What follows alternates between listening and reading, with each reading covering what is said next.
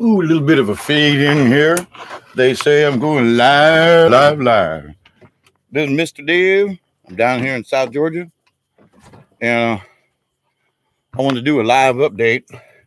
So this is way on the cuff here, but I'm trying to log the fact that the Earth is wobbling, and there are a lot of other people out there too who understand the same thing. So all I have is this laptop. My efforts to try to get a better camera of the evening sky. Well, I'm a poor old man and doing the best I can. So what I'm doing though is I'm gonna try to see if I can find the moon. There's the moon. All right, yep, cool beans. Now the moon is like over my head. Okay, now I live in South Georgia, about 50 miles north of the Florida line. Okay, so just take that in consideration as to what latitude I am. I think it's like 33 latitude kind of thing. Longitude are the long lines, and it's 80 something. I can't remember. But anyway, but to the point that I'm doing this little live update is the fact that 2 nights ago, when I did my other live little Earth wobble thing, I'm trying to see if I can find it in my. Okay, where the moon is right now, which is like you can tell it's like over my head. Okay, the moon's not supposed to be over my head, not this time of the year, kind of thing. It should be farther south in the sky. So that is south. Okay, straight behind me. Now my house is a south facing, all kinds of windows, passive solar home. And so my house don't move. It's always facing south. All right. Now I did notice today that the magnetic north has changed. Now I put a mark on the floor in there, and yeah, I've tried to get a reading. All you have to do is just trust me on this, because I look every day. I put a mark on the floor, and so that if my compass gets moved for any reason, I can always reset it back to those lines within, very minute, less than a degree off on my lines. Okay. Now, the needle on the compass, though, has been a consistent 8 to 10 degrees off of magnetic north in regards to where my house is located. Now, when I built my house starting 30 years ago, I aligned the house 15 degrees off of magnetic north because my eastern sunrise, there's way too many trees. So for my solar house, I had much more afternoon sun. So I wanted the corner of the house to be able to get sun on the eastern front. So I cocked the house 15 degrees on purpose. All right. But when I'm looking out my windows, I am looking technically south. Okay. Off by 15 degrees. All right. Okay. But to my point, it's not facing south-southeast, or it's not facing south-southwest. It's within 15 degrees of south. Hasn't moved, to my knowledge. The house, that is. Now, the Earth, on the other hand, I'm going to try to give. Where's that moving at? All right. There is a huge oak tree. You can't see my finger. There is a huge oak tree that's like right back here at the back side of my house. There's the sun going down in the west, okay? A little bit there. Not real good, but I'm using the camera on my little Chromebook, so, I'm doing the best I can. My point to this is that you should go outside and stand in the same place every night and look up and ask yourself, where are these things in the sky? It's a nice sunset. I've got mosquitoes already, and it's not even March. It's way too warm right now. Way too warm. This is not spring. Now, so where this moon is in this oak tree. Now, it's a little bit hard to tell, but 2 nights ago, you can tell where my fingers point because there's some oak trees back over here. I'm trying to, it's like looking in the mirror when you move your hand. It's stage left, stage right. Yeah, okay. Leave that there. The moon was over here. All right. And now it's overhead. My guess is that the Earth or the moon, both, have rolled 20 degrees south for the moon to be over my head right now. Now, I went out last night looking for Orion because right now it's pretty prevalent in the sky. And in fact, I'm waiting for it to get a little bit darker because the moon is, from my position, the moon will be moving into Orion. Should be like right on the edge of it tonight, and then like in the middle of Orion tomorrow night. But what I've noticed with the constellation Orion is real simple. It'll start off, to me, normal this time of year. When I come out my back door here, I look up, it's about 75 degrees. It's up, let's see, up over this way, okay? And I should be able to see it, and it's clearly marked and everything up there in the sky and all that kind of good stuff, right? And it should follow across the skyline at night, and it should set over here where it's kind of bright in the background over here. It didn't. It's set off over Tallahassee, which is way south of me. Okay. Now it's hard to see. It's getting dark, but I was trying to get a. Now see, there's Orion. Now, I know you ain't gonna be able to see it, but in reference, let's see if I can find a tree on the skyline. Where's the moon at? All right, so the moon, where's she at? Oop, moon over my head.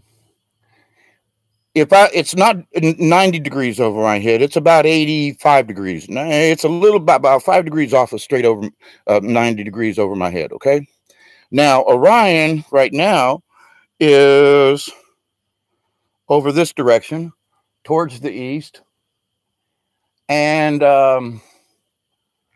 let's see, Betelgeuse is to the north and very orange. And then there's the other bright star down towards the bottom over here. Now, from my position, Orion, okay, maybe I can do it this way. I'm pointing directly at Orion. All right. You can see the angle of my arm. It's high. Okay. It's set in the sky the other night, way down over here, way out of whack. I'm talking 40 degrees out of whack. Now, folks are wondering how come the weather is acting the way it is. Well, I've noticed that as the moon gets fuller, it's gotten higher in the sky. At new moon, it was like almost at a 45-degree angle from where I'm standing, okay, my back door. And over the last week, in the last 2 days, it has moved 15 to 20 degrees higher above my head.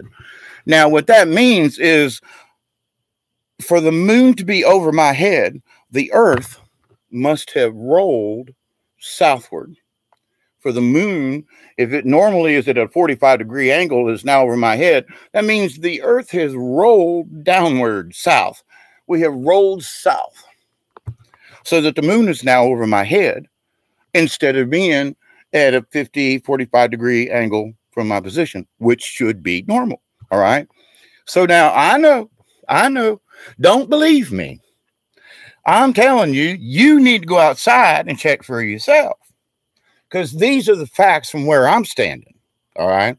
Now, also today, I showed in my previous video the other day. I'm not going to go into it at this moment because I'm standing out here on my little porch here trying to do this live and very unprepared. So forgive me for that. However, it is important that you go outside and look. Look where the moon is in relationship to where you are now. Go outside tomorrow and look. Is it straight up overhead?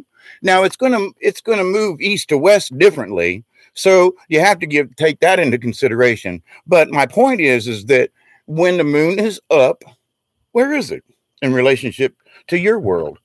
And I'm telling you, it's been wobbling all over the place. Now, I don't believe that the moon is moving. I believe the moon is pretty much stuck where it's at. I know that Orion is stuck where it's at. And Pleiades and all the other stars that are related to it. Like, for example, I came out this morning at about 4 o'clock, couldn't find Orion. But guess what was over my head? The Big Dipper. So what does that tell me? The Big Dipper is not supposed to be over my head at this latitude on the planet, me being just north of Florida line, okay? Think Jacksonville, think Tallahassee. I'm 65 miles north of Tallahassee, and as by the crow flies a little closer. Now, to that point, the Big Dipper should not be over our head unless the earth has rolled, okay? The Big Dipper, the way it was sitting, the two stars pointing at the North Pole, the Big Dipper was almost over my head. Not supposed to be that way. Which meant that where normally I look out the other direction, that away to my house, at the North Star, it's usually about this high or so above the tree line. So at nighttime, I just look for the dark tree line against the sky and look just above it, usually about maybe 4 fingers, and there should be the North Star. I couldn't find the North Star because it was like, up there. It's not supposed to be up there from my position here. Okay. It's not. I mean, it is not supposed to be there. So this morning at 4 o'clock, part of me was freaking out.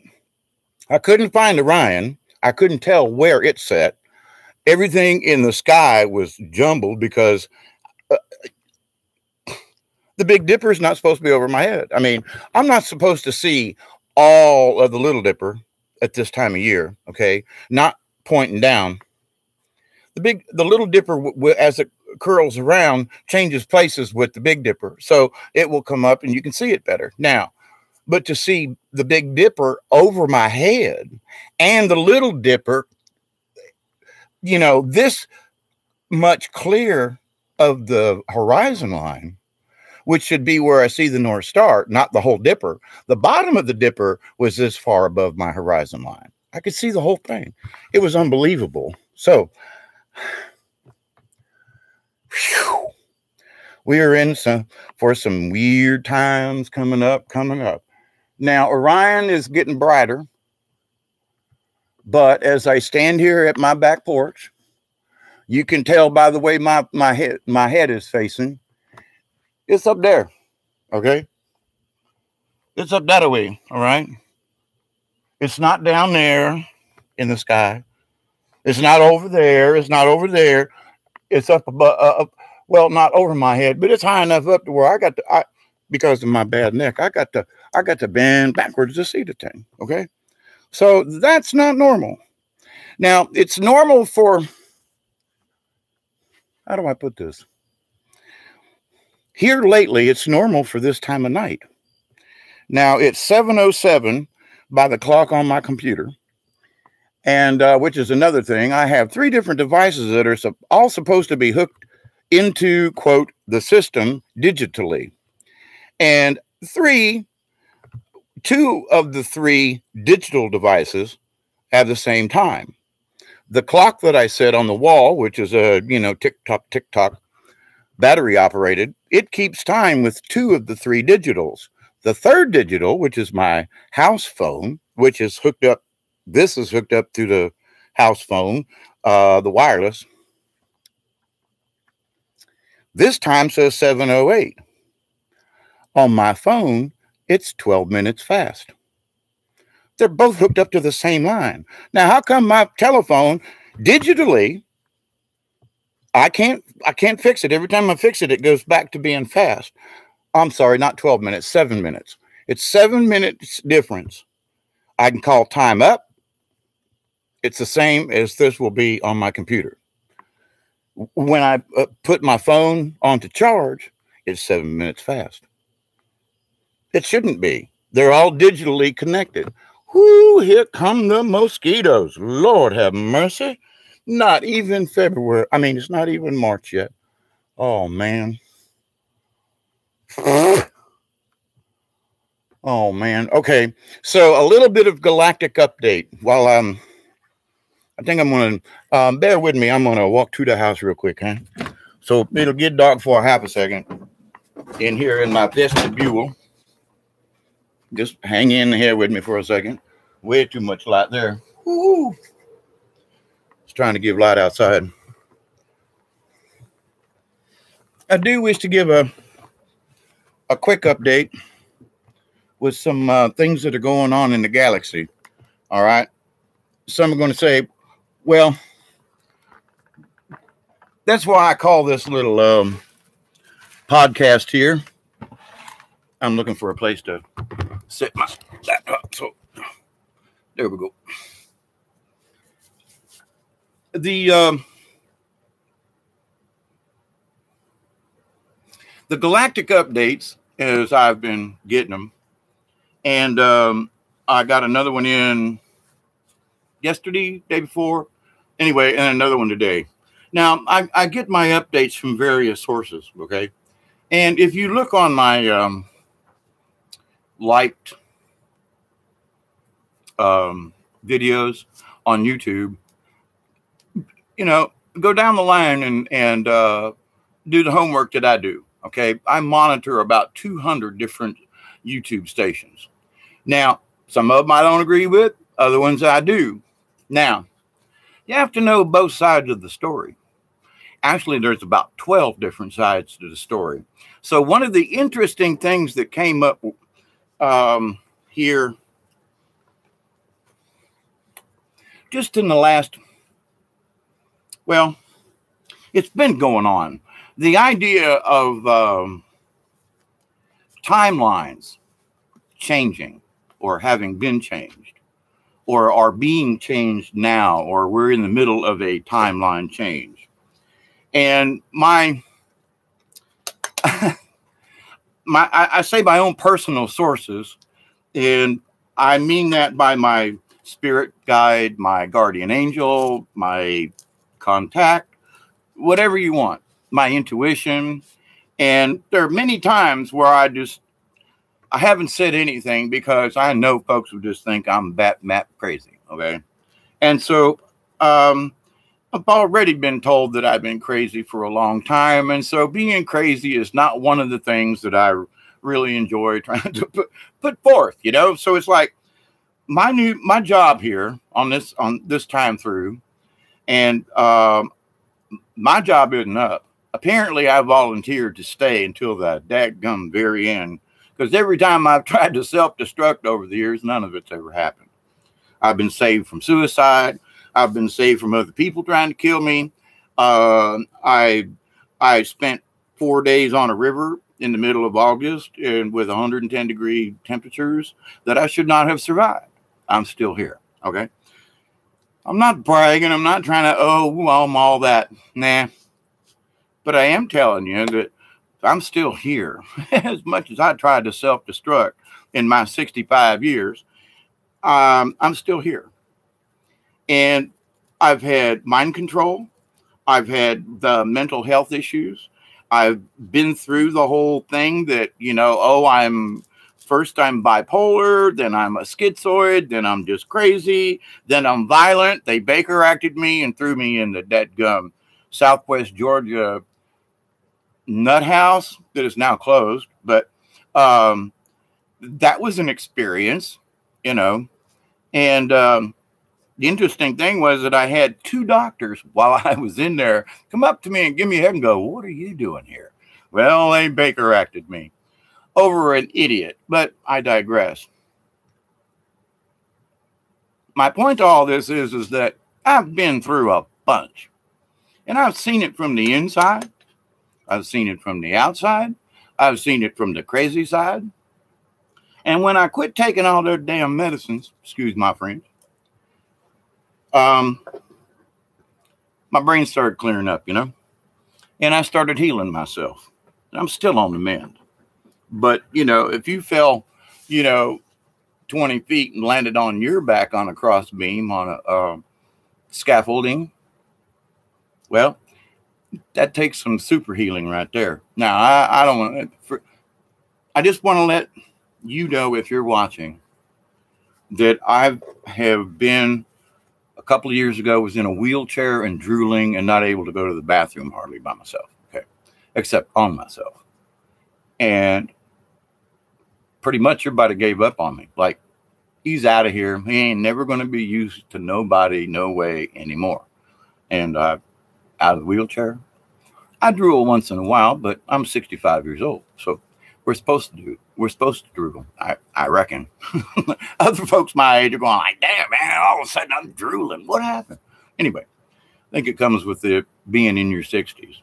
So I'm healing myself because I choose to. I feel better because I choose to feel better. Now, is every moment of my day, grand hoopy doopy, no pain, blah, blah, blah, I can fly to the moon and back? No.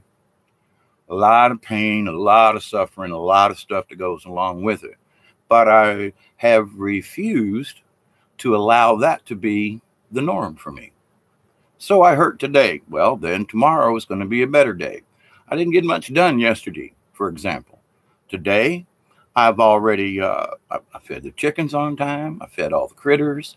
I've moved 3 wheelbarrows full of dirt, which for a man with a bad back at my age is not supposed to be on my list, but I don't have anybody else to do it. I don't mind doing it, but it hurts.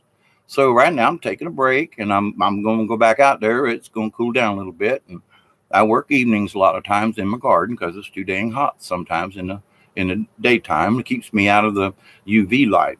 Now, so with that said, the things going on in the galaxy, yesterday we got hit with some, big time cosmic stuff. Okay. Now, it doesn't mean that it shows up on the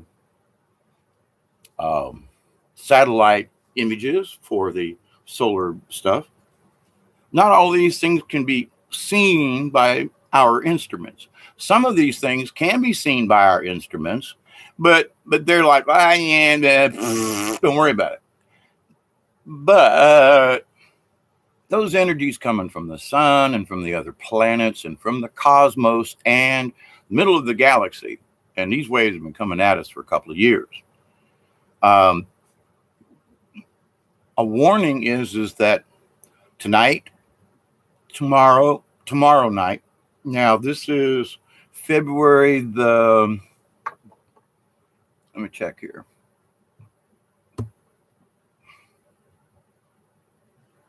February 22nd, okay? Thursday. And it is 7:17 by this one.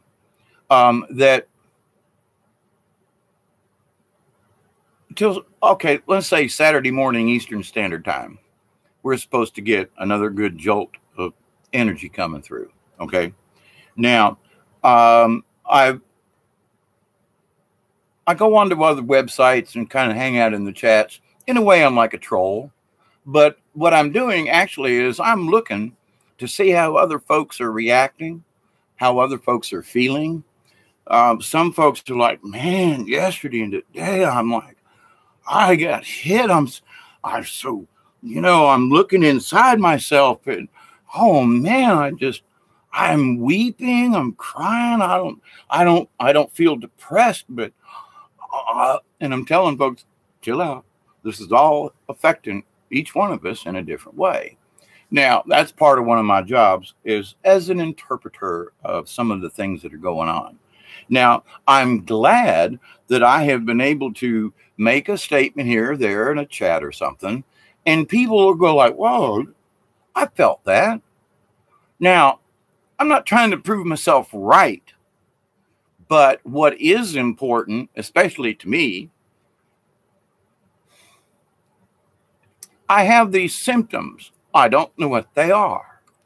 it's nice if somebody else is having them too. Wow, dang, my right side's been killing me and I don't know what I did. And then you find out that there are 1,000 people. This is just an example, okay? But there are 1,000 people around the world from different locations of the world who are going, they're all complaining of their right side hurting at the same time, same channel, same bet time, blah, blah, blah. So I look at things like that and I go, Now, when a bunch of people complain of something on a particular day, now, if my sources say that, well, Wednesday, we're all going to get smacked with a bunch of stuff, and it's going to affect every one of us different because each one of us has a different frequency.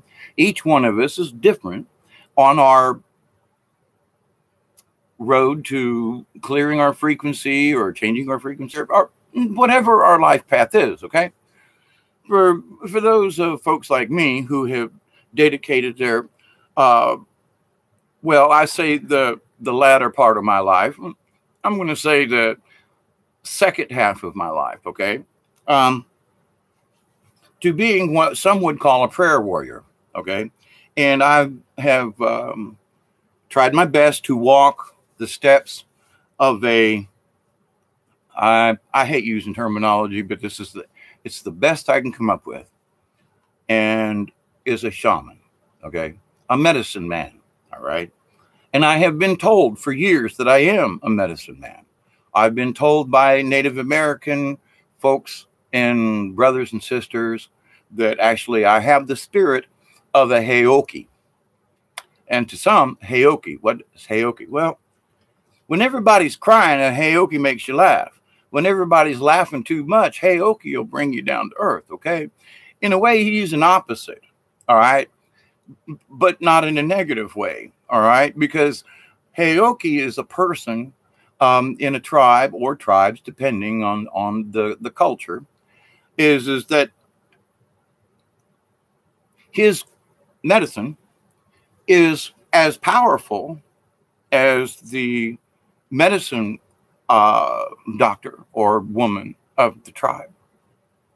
And folks are going, wait a minute, what do you mean? Here's a guy that walks around with literally, there have been stories of Heokis that, would go around and beat on a drum and bark like a dog, and and what it did was, there goes crazy Heoki.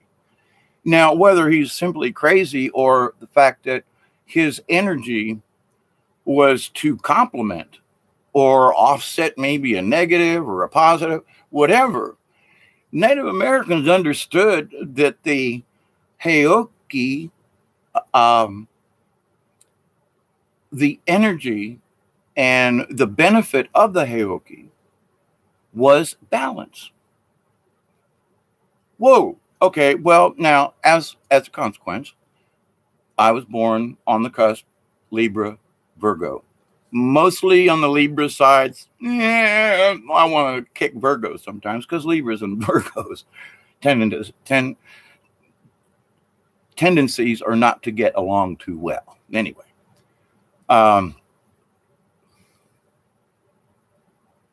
So Libra is balance. Okay. And I've always had sort of an opposing view of things, always while I was growing up.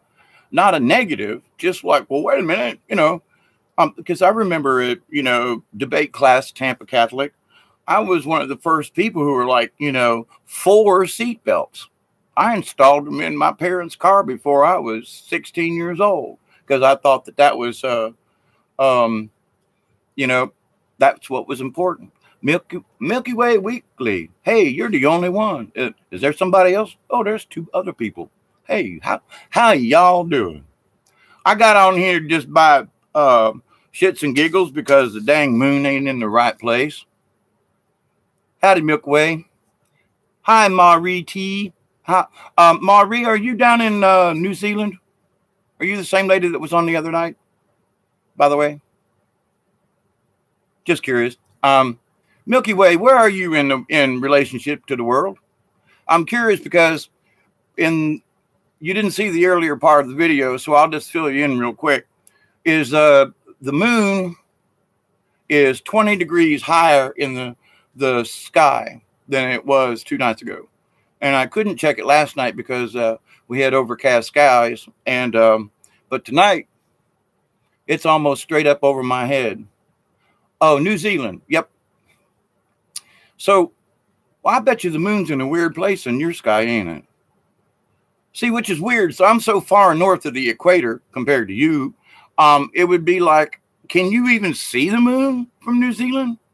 Which is kind of, I don't believe in the flat earth thing. So sorry about that part. But, I'm like, well, wait a minute. Because if the moon is so high in the sky from where I'm at, folks south of the equator ought to be having trouble seeing the moon. And I haven't heard anybody south of the equator say, wow, the moon's weird. It's way low in the sky, because the moon is not supposed to be this high. Not at my latitude. I'm like at about 33-degree latitude. Those are the long lines that go around the earth. And, well, the moon's like at 85 degrees, almost straight up over my head. 2 nights ago, it was like at 70 degrees from where I am. And so in 2 days' time, we have rolled, because I know that Orion has moved. And I seriously doubt that the moon has actually moved that much. But the Earth, oh yeah. Because last night at 4 o'clock in the morning, I went outside to do my evening Where Are the Stars check. The clouds had cleared long enough. I could not find Orion. And, it should have been over here kind of thing. Nope, couldn't find it. So as I started doing my star check, the Big Dipper is almost over my head. Not supposed to happen. So I can see the entire Big Dipper and the entire Little Dipper, which at this time of the year at my latitude is not supposed to happen. I could see all of the Little Dipper and still a bunch of room between the bottom of the Little Dipper and the horizon. Not supposed to be that way, folks. Nope. Now that's in 2 days. That was my previous video. Okay, where here is everything. It ain't where it was 2 days ago or the last time I made a video. So I'm not trying to be fear porn. No, folks are wondering, why are we having such bad weather? What's up with all the earthquakes? What is the deal? Well, the earth is wobbling like a bad drunken sailor and like an out of balance tire, period. That's it. There's more water over here. There's volcanoes going off. The earth is out of balance. Inside, on top, it's out of balance. And we're getting all this cosmic energy, which is expanding the inside of the earth. No, we don't have a molten core, blah, blah, blah. That's no. It's a shame science has lied to us all these years. I mean, I've been a scientist since I was a Cub Scout, studying bugs and things, and in the 1960s and camping and down in Florida and all blah, blah, blah. And, we was taught that the speed of light was consistent, and this law of physics is this. Well, now all of a sudden they say, well, we figured out years ago that the speed of light really it doesn't travel at the same speed. The speed of light is actually subjective to the observer. Really? So they came up with the speed of light is an average. Now, do they teach you that in school? Nope. Does that well-spoken black gentleman who thinks he knows everything about astrophysics, whose name I am not remembering, do you think he wouldn't say anything like that? Now, if he's an astrophysicist, he knows that the speed of light is not constant. Do you think he would come out in public and state that? Nope. Not on your life. Nope. He's making too much of this. And he's being paid by the other guy. Okay.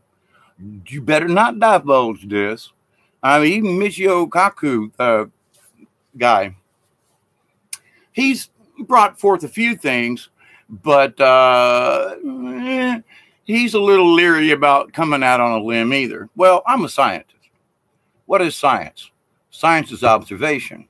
Why am I here speaking about this right now? Because I observed that the moon's in a wrong spot. I observed that Orion is in the wrong spot. And by morning time, I don't know which way it's going to go. But Orion should not set over Tallahassee from my position. It should set towards Alabama. It hasn't been doing that the last few nights, which has gotten me concerned because not only are we rolling, so in order for the moon to be over my head, the entire Earth must have rolled south. So now the moon's over my head. But not only is it rolling south, it's also doing a little jiggity slig, something or other, because if that were true, then as it moves south, Orion should still set almost to the northeast of me, not to the southwest. So not only are we rolling, we're doing some kind of iggly jiggly. I mean, think of a top from the old days. I used to play with them as a kid. You wind the string up and you give them a spin and a jerk real quick and watch them sit there and spin as long as they can. As it slows down, that top starts doing this number. Well, that comes to the second part. Today I noticed I've got my little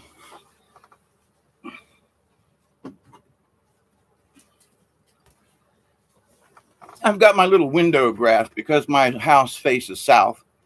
It's a passive solar home. I made this little chart that is just a bunch of lines. However, the sun comes up over here.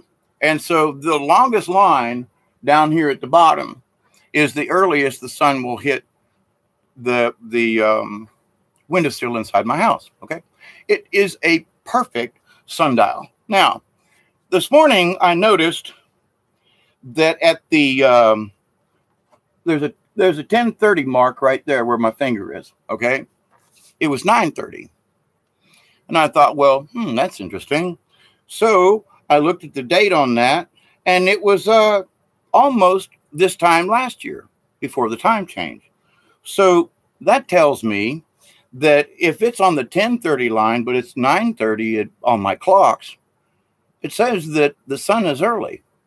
Okay, to my little solar clock thing. Now, as the morning progressed, I watched it, and it was like, but by the time it got to 11:30 this morning, it had slowed down. And what do I mean by it slowed down? Well, by 11:30 this morning, it was only at the 11 o'clock position. So at the on my 10:30 line, it was 9:30. So that meant it was an hour early. By 11:30 on here, on my clock, it wasn't 11 o'clock yet. So it had slowed down by an hour. So from 9:30 this morning on my clock on the wall to 11:30 this morning, clock on the wall, there was an hour difference. Okay. So then from 11:30 on my clock to looking at where this line disappears, and it transfers over here to this side because this is my afternoon side. This side over here at 2 o'clock had not reached the 1 o'clock position. Okay. At 2 o'clock. So from 9:30, it was early by an hour. By 2 o'clock this afternoon, it was an hour late. Somehow during that span of time, from where the Earth is to my location, which isn't supposed to change, the windowsill stays in the same position. How did we get a 2-hour difference in position of the sun? Okay. Did we slow down? Did we speed up? How come it was 9:30 at the 10:30 mark? That's an hour early. How come it was late by the time I got over here a few hours later? It felt like the morning was awfully long for some reason. Now, okay. Now, by the afternoon, I couldn't check because it had gotten overcast and I couldn't give a good reading after my 1 o'clock position here on my little chart. Now, you say, well, okay, Mr. Dave, why you bring that up? I'm trying to explain. You can do the same thing. Make yourself a little chart, put it in the windowsill, make a sundial. They're really easy, and just locate it every day. Go out at 9 o'clock and see where that sucker is. Go out at 11 o'clock and see where it is.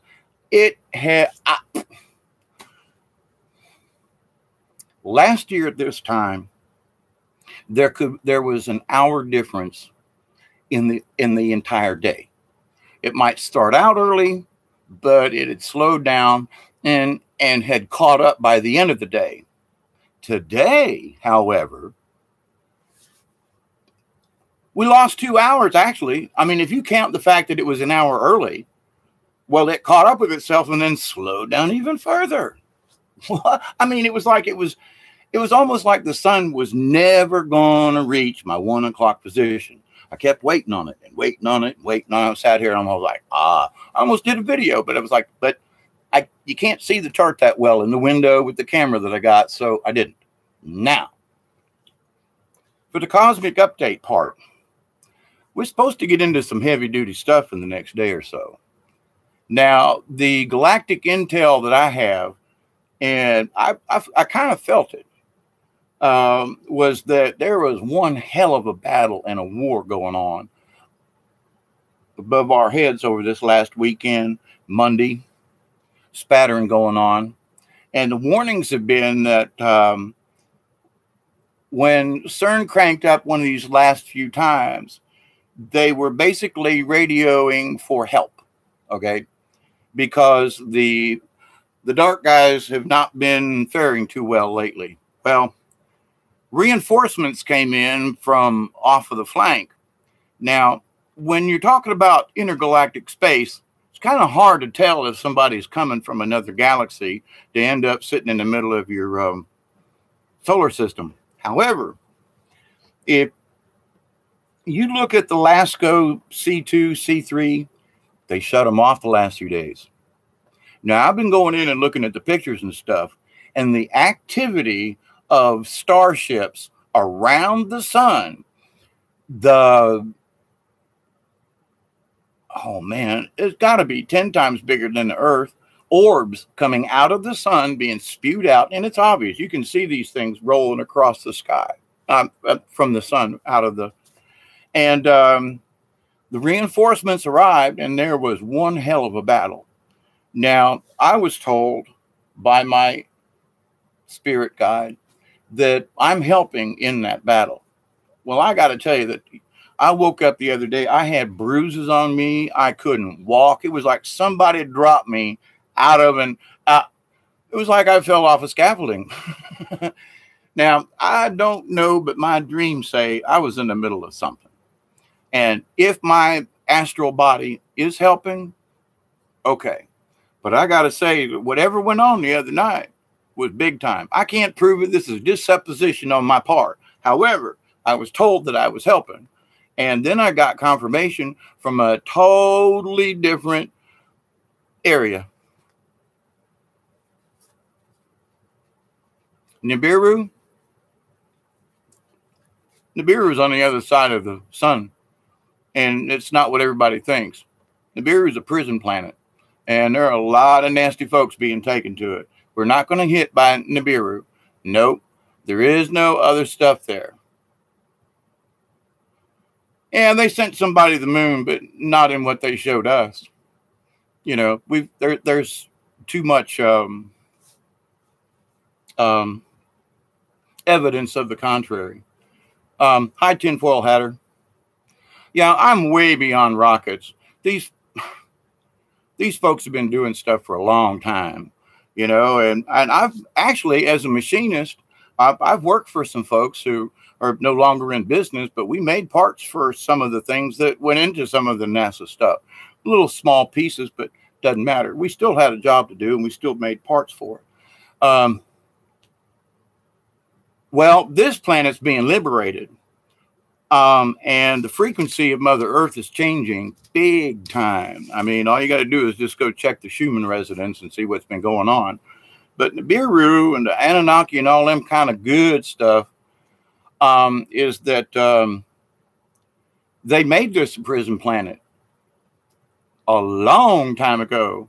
Actually, some of the The Göbekli Tepe thing, it was buried on purpose because they didn't want it to be misused. And I mean, they're sure just digging, they're still digging it out. And this thing is huge.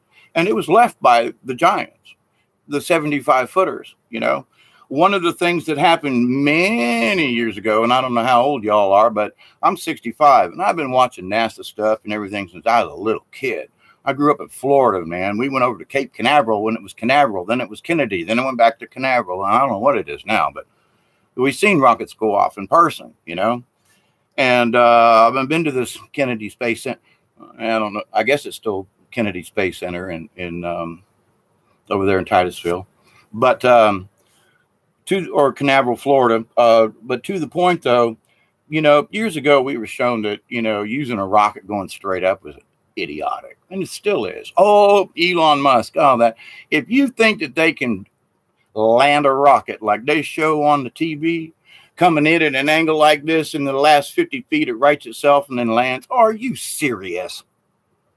Do you understand what it takes to ride a rocket that's that tall in the last 50 feet before it? No, come on, forget it. These people are lying to you. All right. Now let's get to the real good news. The good news is we're getting blasted by some really big stuff. And the next few days is supposed to maybe agitate some folks' inside. I know there are times when I feel like I'm in a microwave and I don't know what it feels like to be in a microwave, but it is. And I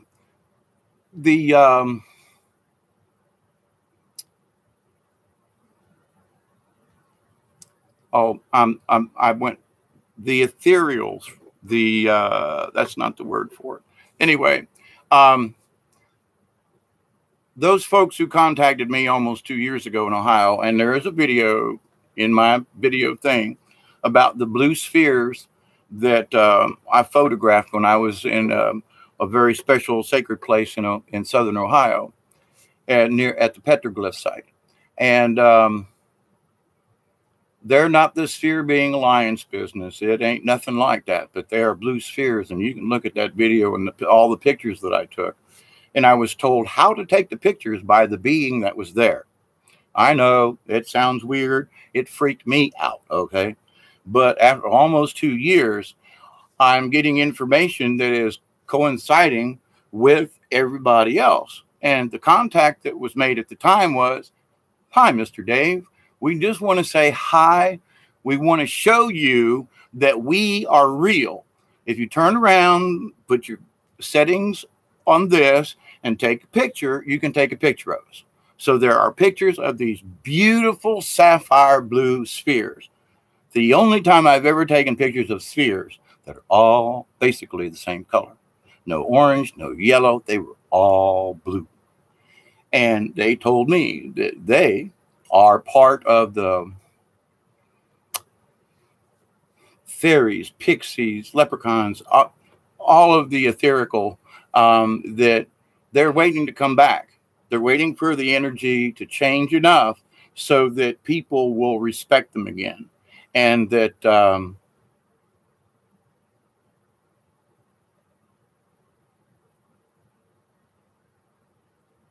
you don't have to believe space travel. You know, they have lied so much to us about what is real in physics. And, you know, like I mentioned earlier about the speed of light, it's an average. It's not a constant. Nothing is a constant. All this stuff about quantum.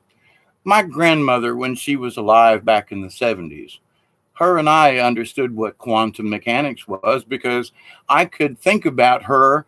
And as I was calling her on the old rotary dial phone, she would pick up and so I'm going to call Dave. Grandma, it's me. We knew what quantum entanglement was back in the 70s. I spoke to physicists back in the 70s when I was at the University of South Florida in Tampa.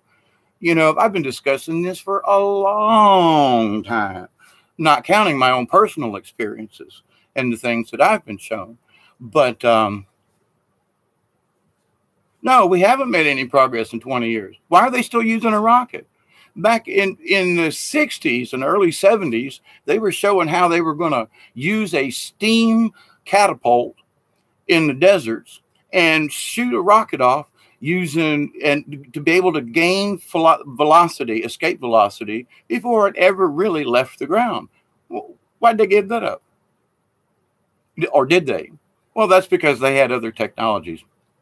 You know, when I grew up in Tampa down around MacDill Air Force Base, there were things that happened back then in the 60s. We used to call the radio stations and stuff. I mean, I literally called MacDill one time about 1968 or 9. There was a whole rash of us kids outside watching these things going back and forth across the sky. We called up and they were like, "Oh, you kids." And that was before any of us really knew what a UFO was. We wanted to know just what it was that was up there. That was before the UFO really, after the, but to my point though, MacDill Air Force Base. Oh, who are you kids? How did you get this number? Well, I knew somebody that worked at the base. I mean, anyway. But have they been dumbing us down? Oh, yeah. Oh, yeah. We don't need rockets anymore. And I mean, the thing about Stargate, we've had Stargate since the late 40s. Yeah. Why are they keep going over to Saudi Arabia and over there in Iraq? Is because there was a Stargate buried in the desert and they didn't want Saddam Hussein. Yeah, they didn't want Saddam to get a hold of the Stargate because he could wreak havoc all over the worlds, plural. So part of it, secret, why did they go into Baghdad and take everything out of the museums? It wasn't just a theft. They went for specific items, right? The thing about, Indiana Jones or Tomb Raider or whatever, that they're looking for old artifacts. These folks have been looking for old artifacts for a long time. Some of these old artifacts has been what's made the Earth a prison planet for a long time. Now, one of the things that's happened is that back in the 40s, there was an ISBE, ISBE, ISBE, an ET, and they wanted to be called an ISBE. And there is a document on the internet called Interview with an Alien. And there's no pictures or anything like that. It's text. But it is of a lady who was the interpreter, if you will, with an ET back in the 47, I believe it is, 46, 47, somewhere in there. I'm not sure if it was related to Roswell, but around the same time. And so the interview with this ISBE is absolutely astounding. And it's been around for a long time, but nobody will publish it. So it's on the QT. You can Google it. I did. I downloaded the PDF. It's amazing. And what that ISBE said is that this planet was chosen because it was so far out on the edge of the galaxy. We're an outpost, okay? Considering what the rest of the galaxy is like, closer in, more dense, blah, blah, blah. Well, these folks started using this place and they set up very old technology, like pyramids and things. And they tuned them in such a way as that when we die, our spirit can't leave.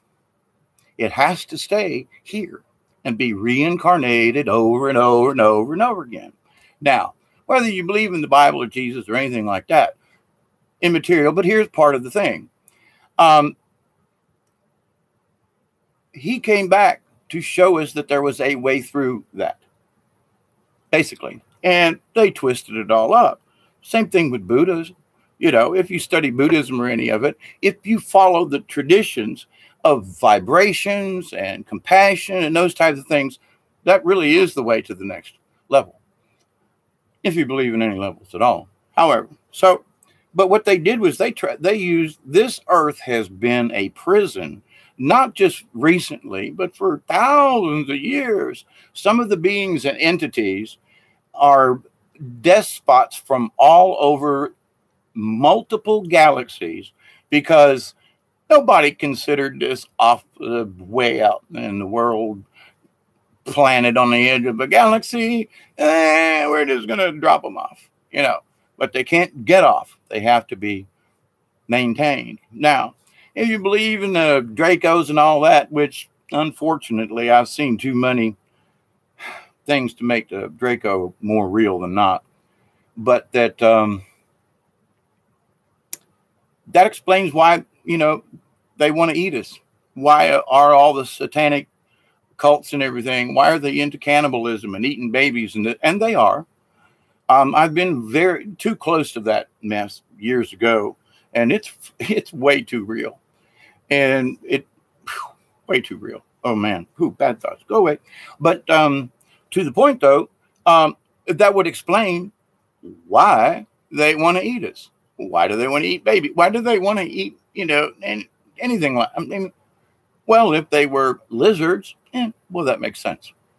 You know, have any weird dreams lately? I don't recall them as often, which is a drag. Yeah, and the ones that I am remembering, boy, I hope there's friendly ones like Treb.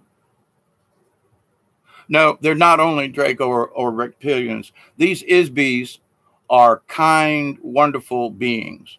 And one of the things that they simply could not understand. And you think about it. If you're flying by the earth and you're like, you want to get a little close and take a look, we're killing each other. Literally, we're killing each other. Now, it's one thing to, a couple of folks to get in the boxing ring or, or wrestle match or something like that. Nothing wrong with competition. But to the point of killing another person. Now, this particular Isby said that one of the things that was there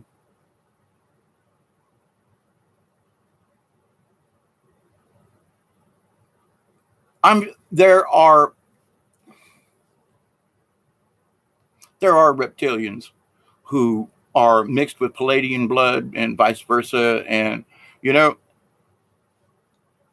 you could say that, oh, the Russians, all Russians are bad. Well, oh, come on. Anybody that believes in Islam is bad. Well, I was raised a Catholic. I consider the Pope one of the most evilest people on this planet.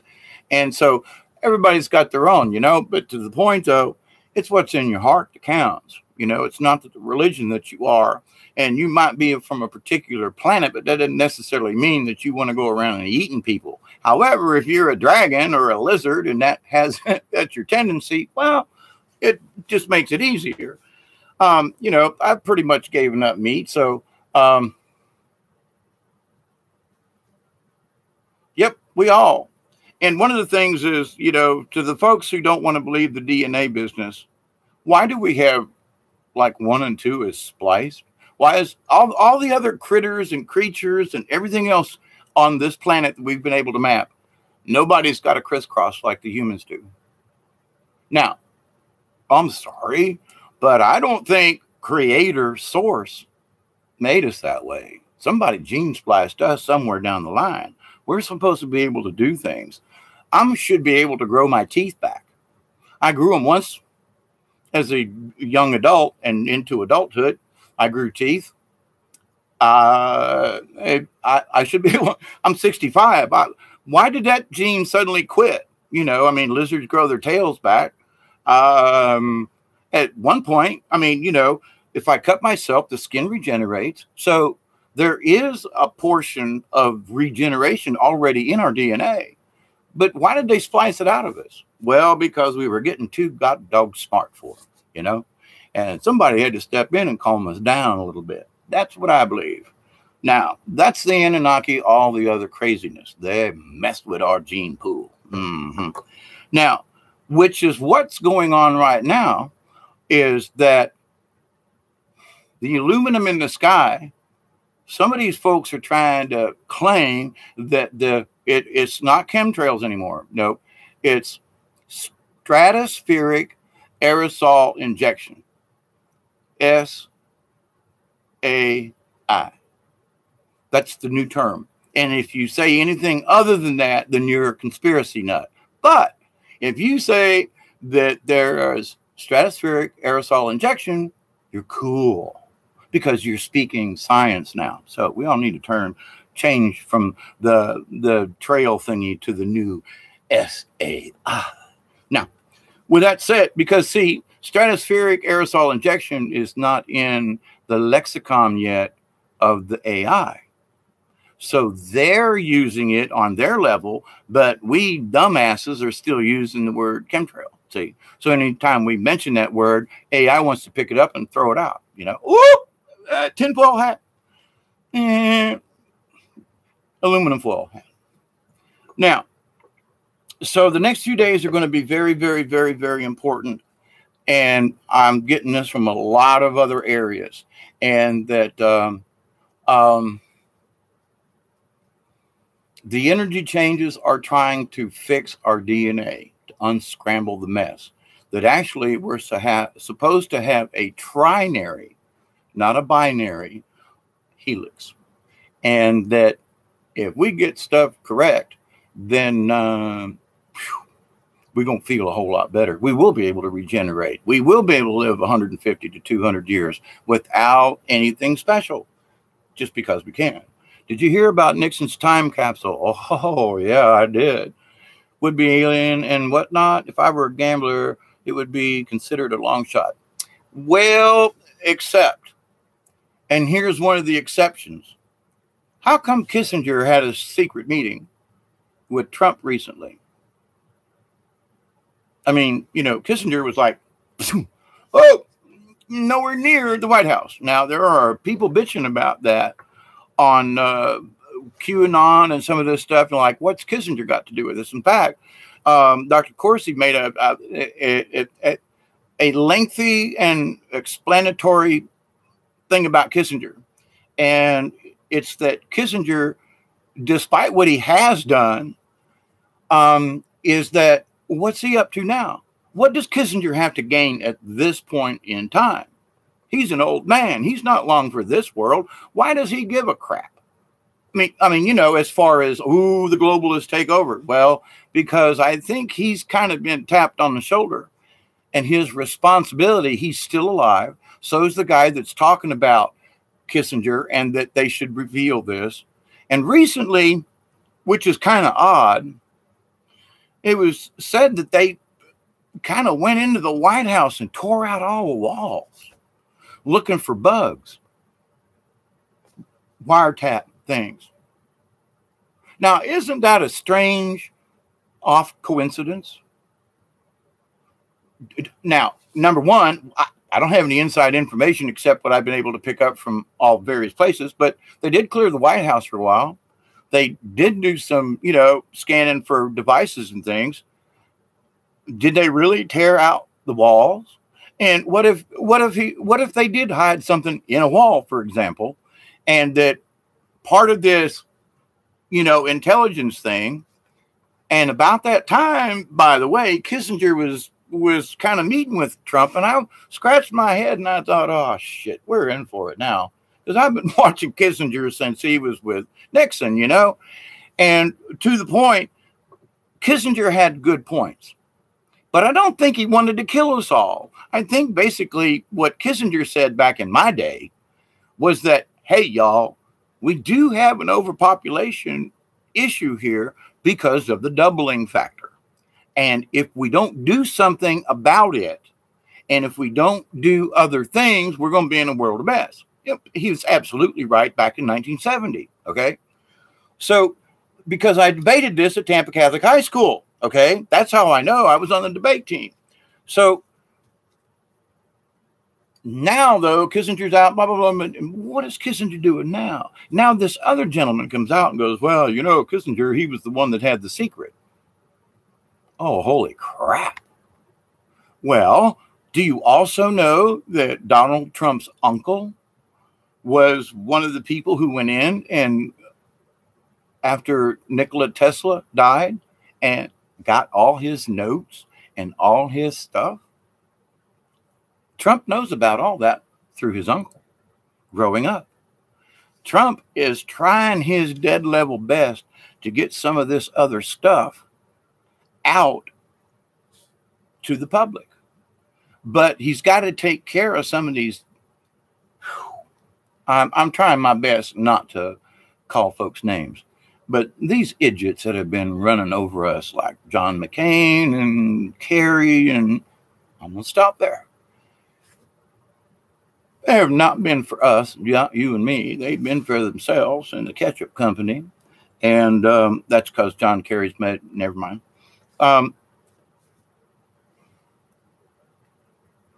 they're not going to get away with it. They're not going to get away with it. They're not going to get away with it. They're not going to get away with it. They've lost. And how do I make that statement? Whether or not the ETs come in? Yeah, buddy, there's more going on. That's why for some reason, the folks that I've been listening to over the years with some of this underground information, a lot of it is like, man, there's no way. That is so far out BS that there's no way. However, when you start going back through things like, have they messed with our timelines, for example? Well, what about the Mandela effect? It is a true fact. Well, but you know what? Mandela effect started coming in when they started firing up CERN big time. And a correlation to this by many others who are very, not quiet. They speak their mind, but nobody wants to listen to them because they're too crazy, like me. So thank you for hanging out. But to the point, though, Mr. Cat Eye, for example, he discusses it. And I right offhand, I can't think of any. Oh, Cliff High, Randy Moggins, Off Planet Radio. Some of these folks, you really ought to take a listen to them.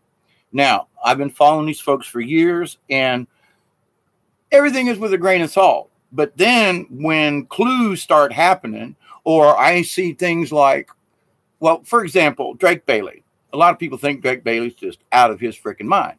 Well, Drake said, if you want to keep an eye on whether or not things are happening on the Earth, keep an eye out on the constellation Orion.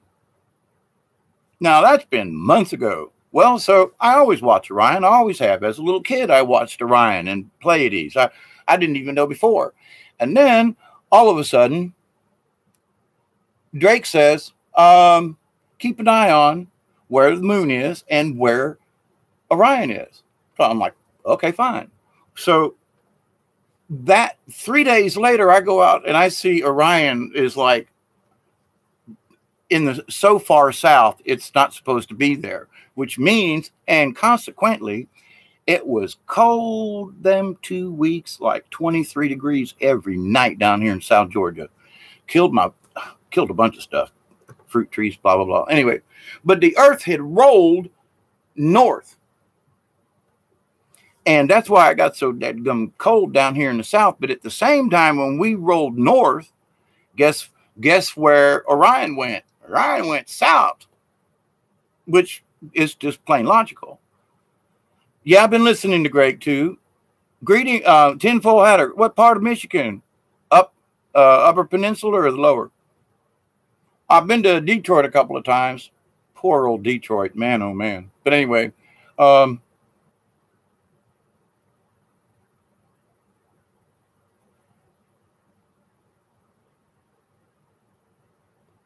yeah.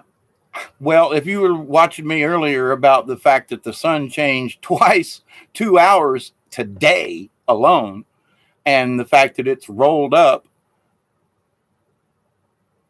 lower Michigan. I got some friend relatives up there in Michigan. Yeah, they, let's see. No, Chicago's in Illinois. I had a cousin, an uncle who lived just north of Chicago, around going up the lake into where it left Illinois into Michigan years ago. But anyway, that was a long time ago. But so when Drake said, just go outside and look at Orion, that right there told me that Drake knew something. Okay. Now, as far crazy as you might think Drake Bailey's been over the years and about some of this stuff about being on one planet versus another, I went outside and I'm going to here to tell you, it looked like somebody had turned the sky inside out. Orion was here and Pleiades was on this side. Nope. It's supposed to be Pleiades first and then Orion. I'm talking about for about 2 weeks, it was all I could do to keep from shaking, because every time I went outside, I was like, I've been watching the stars for 60 years, 58. 58 years, for goodness sakes, what is going on here? And then all of a sudden, it was like Drake said about a week later, he went, oh, yeah, okay. Orion's back. And sure as crap, I was like, now, I didn't ask Drake to tell me that where Orion was. But at the same point, how many other people have said, go outside and look up at the sky and look at Orion or look where the moon is in your position? How many folks? And then turn around and it actually happened. And then, he's done this a couple of times about watch Orion or watch a particular celestial site or something about the moon or blah, blah, blah. And I'm here to tell you, okay, Drake's crazier than hell, but is he?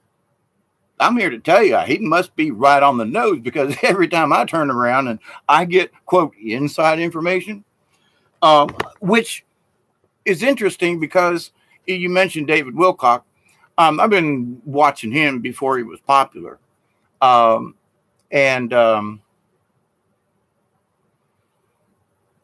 was into the Edgar Cayce Foundation back in 1970, 71, 72, 73. I mean, almost moved to Virginia Beach kind of thing. Ended up here in South Georgia. Been here ever since. Anyway, so, but like David Wilcock's claims, and I really, the guy's been through a lot. And I do think that maybe some of his channelings have been lying to him. The moon's too high tonight, tinfoil. Too high. It's over my head. It's not supposed to be over my head. 2 nights ago, it was like about 70, 65 degrees where it's normally supposed to be. Okay. Tonight, it's over my head. I mean, I got to like back up to look up kind of thing. I put it on. That's why I started this quick thing. I took the, this is just a little old Chromebook laptop thingy, right? It's not even a laptop. It's a notebook thing. And so I went outside and pointed it at the moon just to say, hey, this is where it is, because I can't take pictures any other way. How do I prove what I'm discussing? Folks on the internet, oh, where's your proof? Well, go outside and look up for yourself. That's my proof. That's why I was discussing with tinfoil. Yeah. Well, you can still, if, because it's past its first quarter. So it's a little, it should be fairly bright. So maybe you can kind of see, maybe not exactly where it is, but if it's lower or higher in the sky, because right now it hasn't started to set yet. So it should be up high enough to, you should be able to get a decent idea of where it's at. But to the point though, and the other thing is, and some other folks over the last year, over the last few months, it's kind of quieted down, but the moon rotated. I mean, it comes up like this and it should go down like that. Well, in the course of one evening, as it came up with its face looking one way, by the time it went down, and I made a video of it. I just don't know if it's on my YouTube channel still. They erased a few of my YouTubes because I'm talking about the moon setting, 40 and 50 degrees off, and the earth wobble, and I'm just some old crazy hippie dude down here in Southwest Georgia, but I'm not an idiot. I've worked for major companies.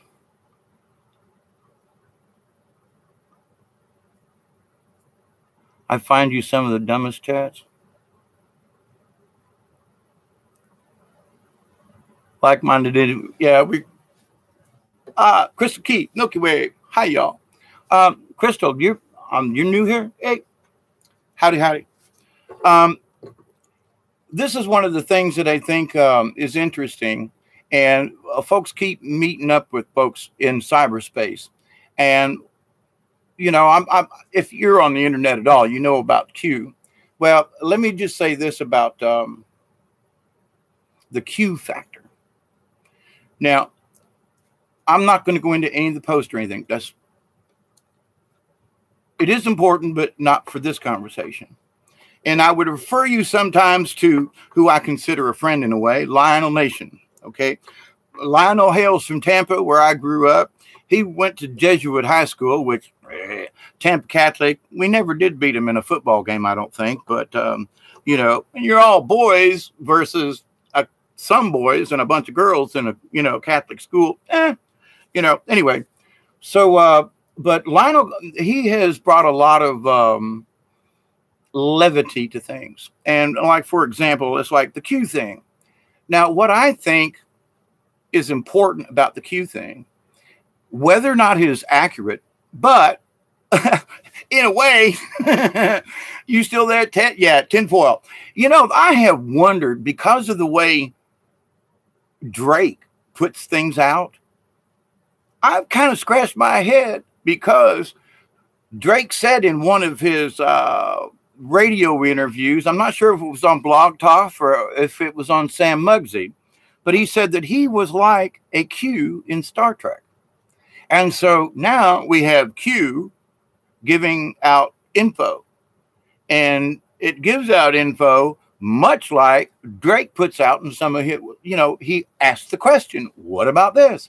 I have scratched my head and wondered because there's a similarity to Drake and how he has posted over the years his phraseology and stuff that I wonder if Drake Bailey isn't Q.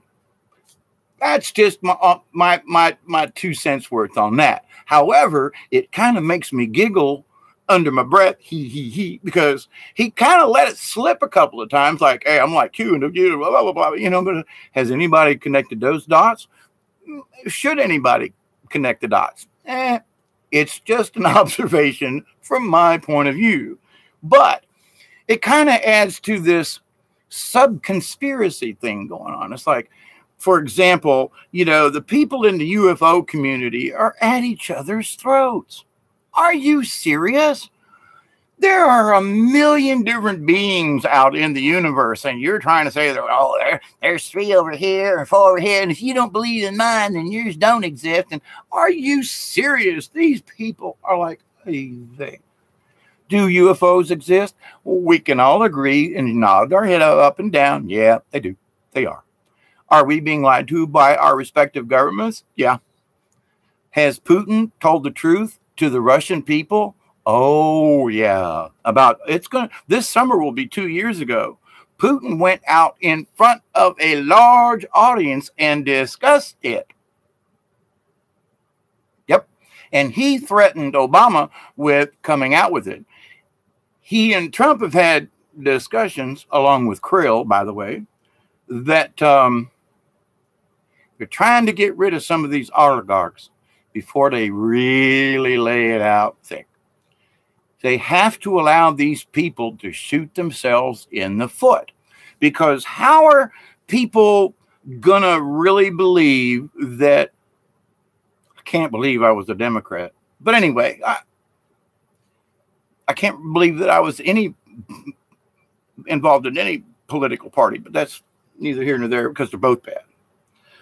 My point to that is though, if Trump were to arrest a bunch of people now, what do you think the outrage would be? Because he wouldn't seem to have enough proof. So with this Mueller stuff and the Q stuff, what is this bringing about? Q's doing what Drake Bailey has done over the years. Think about what's going on. Follow the dribbles. Follow the money. Follow this. What about this? How come 1.7 billion dollars in cash went to Iran when, you know, nobody asked about it? I was screaming and yelling and jumping up and down. What the hell's going on here? Holy crap, there's 5 people. Hi, all 5 people. I'm really new at this stuff as far as being able to chat and go. So please, I will look at your chat indeed and speak. And if you got a question or a topic, I'm as a lot of people know, I'm full of it. No, but seriously, I do have a lot of information about a lot of things. I'm not an idiot. And I'm not here to make money or anything, but I am here to help people like me who are trying to connect with other folks who are like, man, there's some weird shit going on, but ain't nobody talking my kind of language. We need to talk about this kind of language. We need to be able to speak openly, whether it's all true or not. But I mean, you know, there are healing machines that have been out in Germany and other places for years now. They have been healing people with sound in China for years. How come we don't have that over here? Because they don't want it.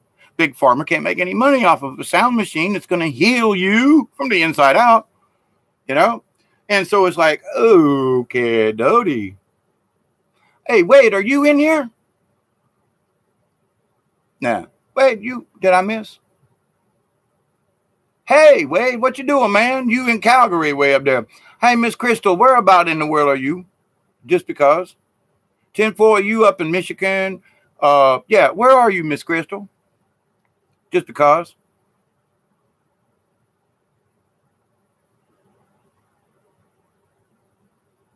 Yes, positive affirmations.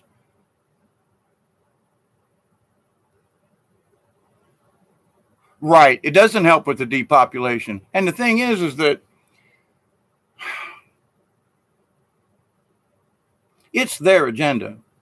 There is so much space on this planet. I got garden space in my backyard. When the bugs don't eat my vegetables and they don't spray crap out of the sky that kills everything down here,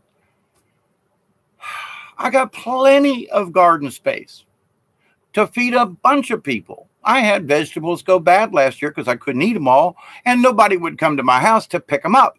Now, I haven't been able to drive properly for a couple of years because of my bad injuries. But somebody, if they wanted free vegetables with no poison, grown organically, I won't even drive 10 miles to come pick them up for free. Okay. Point is that back in the day, I mean, I still remember because I was born in the 50s, they were folks who had victory gardens. In fact, it was almost during the World War II, if you didn't have a victory garden, folks didn't have enough money. They didn't have enough food because they're, you know, everything was all jumbled up, blah, blah, blah, coming out of the Depression and so forth. And that's where we're at now. There's plenty of room to grow vegetables. There are plenty of ways to grow hydroponically, indoors, on rooftops. There is so many ways to grow good vegetables. They need to be grown in local areas where people participate so that they can put good energy into what they grow instead of a machine growing it from a something. I mean, they came through here about 15 years ago and bought up all the old farms. And now they turned all these farms from growing vegetables and corn and stuff like that. They all grow cotton now. They all grow cotton. Why? Oh, moneymaker. Oh, doesn't spoil. Blah, blah, blah. So now every fall, starting in September through November, we get bombarded with aerial spraying from all these airplanes that put defoliant all over us. I mean, they've defoliated trees. They're killing the fish in the streams. I live on the Little Ochlockonee River. It's a quarter mile in my backyard, and things quit. There isn't anything that'll live in there anymore. Frogs gone. Tadpoles none. Minnows none. Until this last good rain 2 weeks ago, my river has not run even at a low level continuously for more than a few hours for over a year. The river has not flowed.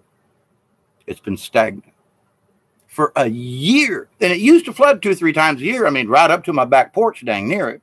I mean, it would be nothing but water for a half a mile from my back porch to the other side of this little holler that I live in. It hasn't done that in 5 years. And it used to do it 3-4 times a year on a normal basis. We don't get water like that anymore. My well went dry. I finally have water now. I haven't had water in 7 months until this last good rain. Whew, thank you. But to the point, what's up with all this mess, right? Well, you can watch what they're doing with HARP, or I don't know if they're using HARP just now. I'm wondering if they're not using some of this 5G tech. Because one of the things that I've noticed, why a rainstorm gets all the way to about 20 miles west of me, quits, and then picks up 40 miles east of me. Look, I mean, quit. There's a great big hole, and we don't get rain. Well, during certain times of the year, like in the fall, when they're crop dusting defoliant on all the cotton, and they're trying to keep the cotton from getting rotten in the fields, they don't want rain. So none of us get rain. We don't get a shower. We don't get nothing. From the start of about middle of September until November, it don't rain down here. It quit raining years ago. And now I was like, well, here comes September. If I don't have my 2,000-gallon tanks filled up, I'm not going to make it to January. Well, this year it took till February to get water back in my well, and it's 22 foot deep. I dug it myself with help, but to the point, it's a hand-dug well. Now, the water table has been out. The river hasn't run. The fish, there's no fish in the river anymore because it's so polluted from the chicken manure around here. They slaughter in the neighborhood of about 6 million chickens within a 40-mile radius of me. 6 million chickens a year. Moultrie has got a plant that's bigger than the downtown area, okay? They moved out of Arkansas and Missouri over there because they were finding out that all the chicken waste from all the chicken houses and stuff, we were spreading it on the grounds and stuff like that, and the kids were getting sick from it. So they moved it out of Arkansas and Missouri, Tyson Foods and all them guys. They moved their chicken plants down to here to southwest Georgia, where the limestone is further down. But what they haven't followed up on is the fact that when it doesn't rain, all of that chicken manure that dries off, that they supposedly turn into the field. Hello, Marie.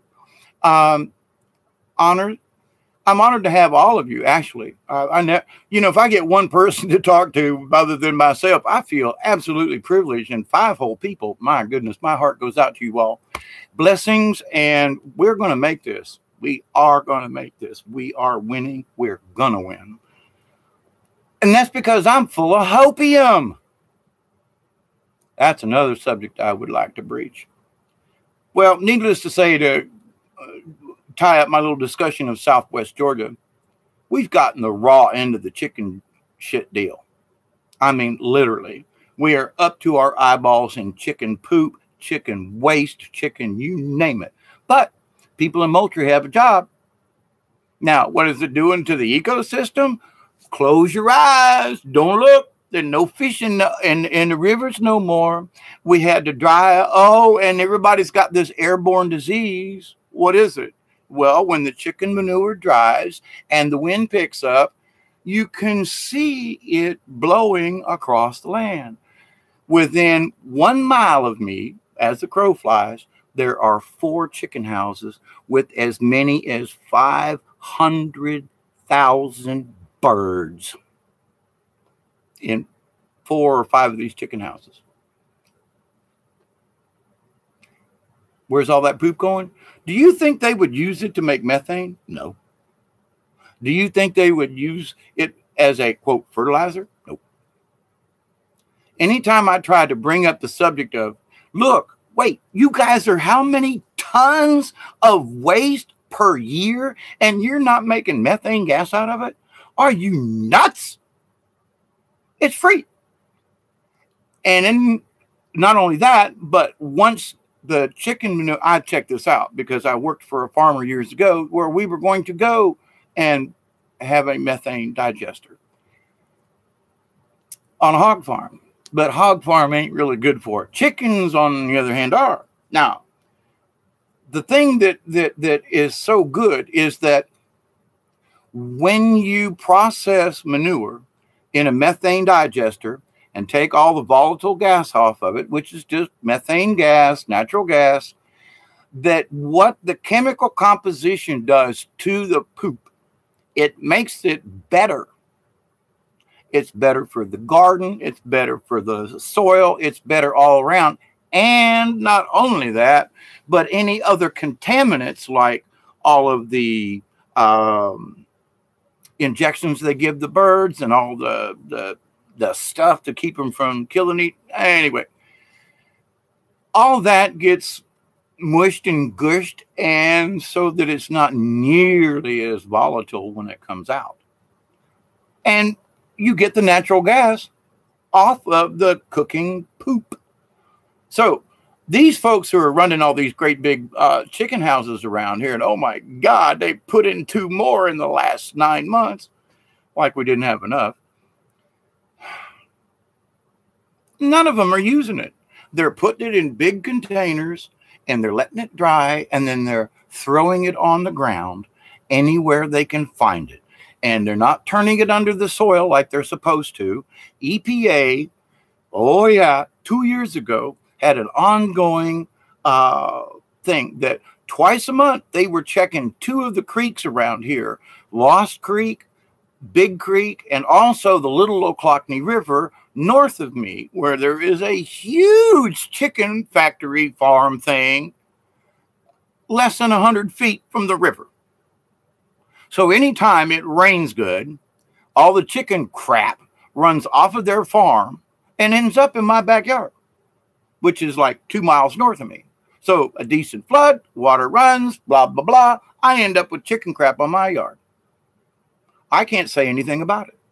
I have complained to the EPA. Why aren't you testing contaminants in the bridge that's a quarter mile north of me?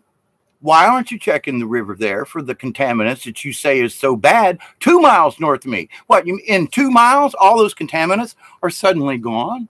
Oh, well, Mr. No. Well, we're not authorized to check it at that place. Now, we'll teach you how to check the water at your location. And I said, well, okay, so what good does that do me? So you teach me how to check the water. Then what? Well, you can turn it into us. And then what? Well, we'll just analyze it. And then what? And if the count's too high, we'll just have to turn that in. But are you going to stop these folks from who gave them permission to be less than 100 feet from the mainstream of the Little Ochlockonee River with 5 huge houses that can have as many as 2,000 birds in them at a time? Nobody said anything. Oh, well, that's why we want to monitor the river up there. You're 50 feet from the damn thing, from where they're checking the river on Highway 111. But 2 miles south, the contaminant's gone. We don't have to check it at your place, Mr. Null. And so all the fish and everything that have died in the last few years, nothing that'll grow, the frogs don't do. I mean, and you're trying to tell me that now the EPA, who was told to check the river a mile and a half, or the creek, Lost Creek, mile and a half to the west of me, which dumps in just south of me, about a half a mile in the woods. They're checking that one on the Lower Meigs Road, but they're not checking the Little Ochlockonee River, which has a chicken farm 2 miles above it. They're not going to check that one. They're going to check Big Creek, which is about 4 miles from me, about 2 miles from there. It's a huge watershed around here. So they're checking the watershed for pollutants from the chicken houses. But are they checking it any further downstream? No. They're only checking it one here. Oh, looks good. Well, what about the dead fish? Well, we haven't seen any. Well, that's because they don't hang around the bridge. They float down and get caught in the stumps and then down here in the swamp. You don't see those. Well, have you reported it? Well, yes, I have. As a matter of fact, I have reported it. It's in my backyard. I was figuring on at the age of 65, I'd be able to go down to my creek and fish once a week and get a little meal or something. And that would help me in my retirement. It's so polluted back there. The trees are dying. My river is dying. There's no wildlife back there anymore. They've driven off all of the beavers. There used to be a whole clan of otters that lived on my river. They're not there anymore. I haven't seen any signs of the otter in 2 years. All of the wildlife down here is gone. What's changed? They only grow cotton and they defoliate once from September to November. It is nothing but aerial spraying of defoliant around here. Where does it go? Creeks. Second thing, the amount of chicken farms in the last 5 years, there's over 50 chicken farms that are 5, 6, 7 chicken houses large, filled to the brim with chickens because of the chicken industry down here. And if I say anything, they'll shoot me deader than snot because I'm an old redneck hippie. And I can't say anything against these folks. Yeah, Milky Way. I've tried. I'm growing under plastic now. I'm actually, my garden spot, as I open it up, I'm going to put as much of it as I can under glass, under plastic, under something, and I'm going to supplement it with lights. Because we're not getting the right wavelength from the sun anymore. It's too blue. We're not getting the right Kelvin in there. It's not hot enough, as it were. So we're not getting the correct wavelength, and whatever has been put on the ground over the years, ain't nothing growing. Certain kinds of weeds, and that's it. I haven't been able to grow a squash in 4 years. A squash. A regular, just yellow, crook neck, straight neck squash. I haven't been able to grow a zucchini squash. It's not like there's one or two. There are like millions of bugs that attack these things if they make it out of the ground. Now, I've changed my whole thinking on this in the last year. And I'm saved up a bunch of milk jugs that I cut off the bottom. And then I have about a 3-gallon-ish kind of black pot thing, and it'll fit down in the bottom of the milk jug that I cut off. So when I water, any water that goes through this thing will collect in the bottom, and it helps me. The other thing is that I've got moles but there are things in my ground I don't even know where they come from. And so I planted potatoes, and I go back about 3 or 4 days later. I'm checking around. My potatoes have been eaten from inside the ground. I mean, I can't see it. It's all mulched. Everything's pretty. My garden looks sweet, And I go out there, and I'm like, oh, how you doing? And all the potatoes are gone. They've been eaten from the ground. So, then that's a whole other war, because it's like, well, wait a minute. So I don't want to use pesticides. I don't want to use poisons. The traps ain't worked. Yeah, man. So now I'm going to container grown, and I'm going into the fact that anything that I put directly in the ground, something's going to try to grow up. Yeah, I can't grow sweet potatoes either. I've tried. And sweet potatoes down here in South Georgia used to be like a king thing. Up in Tifton, Georgia, there are huge farms up there that grow nothing but sweet potatoes. Good sweet potatoes too. But even over the last few years, they don't grow near as many. And down here, I mean, I used to be able to grow sweet potatoes in my backyard. They won't grow. I don't know what's up here. Marie, did you say where you were from? And I missed it.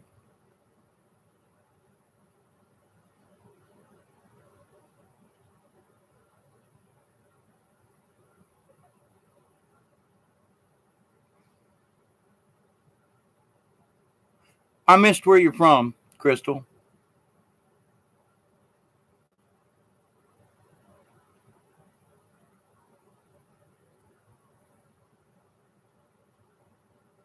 Yep. I'm a joker and a smoker and a midnight toker. Is it midnight yet? Nope. Oh, it's past 8:20. It's 4:20 somewhere. You know how that goes. Australia. Oh, cool beans. Oh, hello, mate.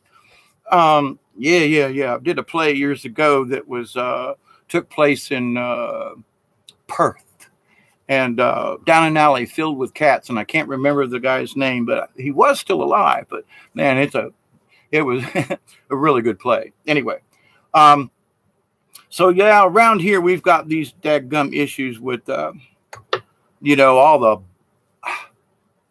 the things that they're doing to the land. I can't wait for them to stop. And if people saw what the chickens looked like before they got murdered, massacred, and thrown in the thing, you would never eat chicken again. I quit eating chicken. Some friends of mine gave me some chickens. They were like, "Oh, we got too many. Here, take them." The things wouldn't move. They would starve to death, literally, and they look like ducks. They weren't chickens.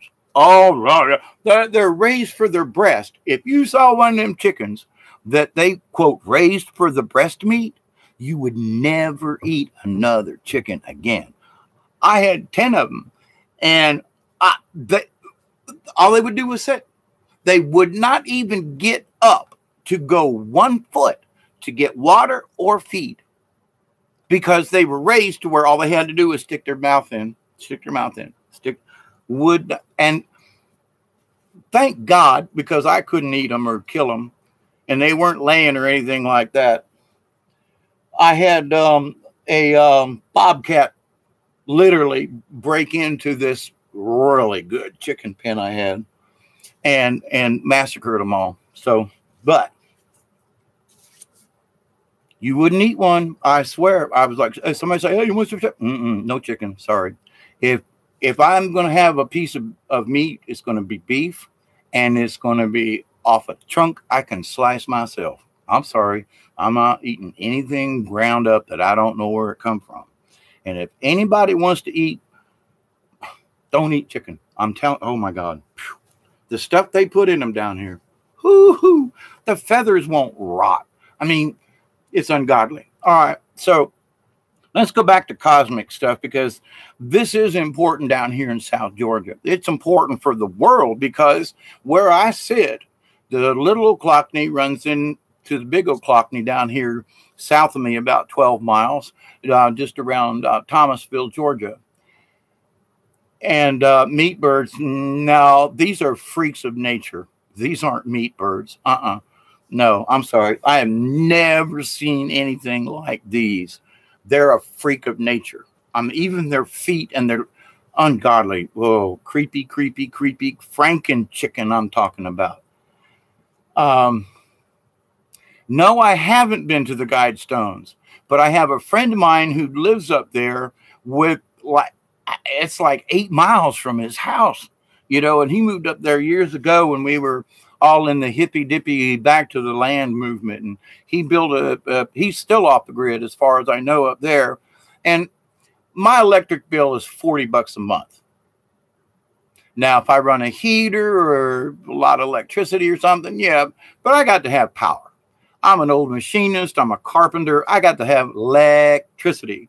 Now, as far as lights and stuff are concerned, I do pretty well off of 12-volt stuff and smaller. But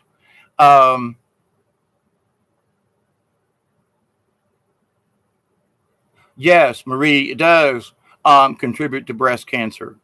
If they've got these concoctions, it's been about 5 years ago. I went over there and I was trying to make a little extra money. And there's a farm like a mile and a half from me. Okay, bunch of chickens. And they just built 2 more houses, by the way. So they're up to 7 chicken houses now. These things are huge.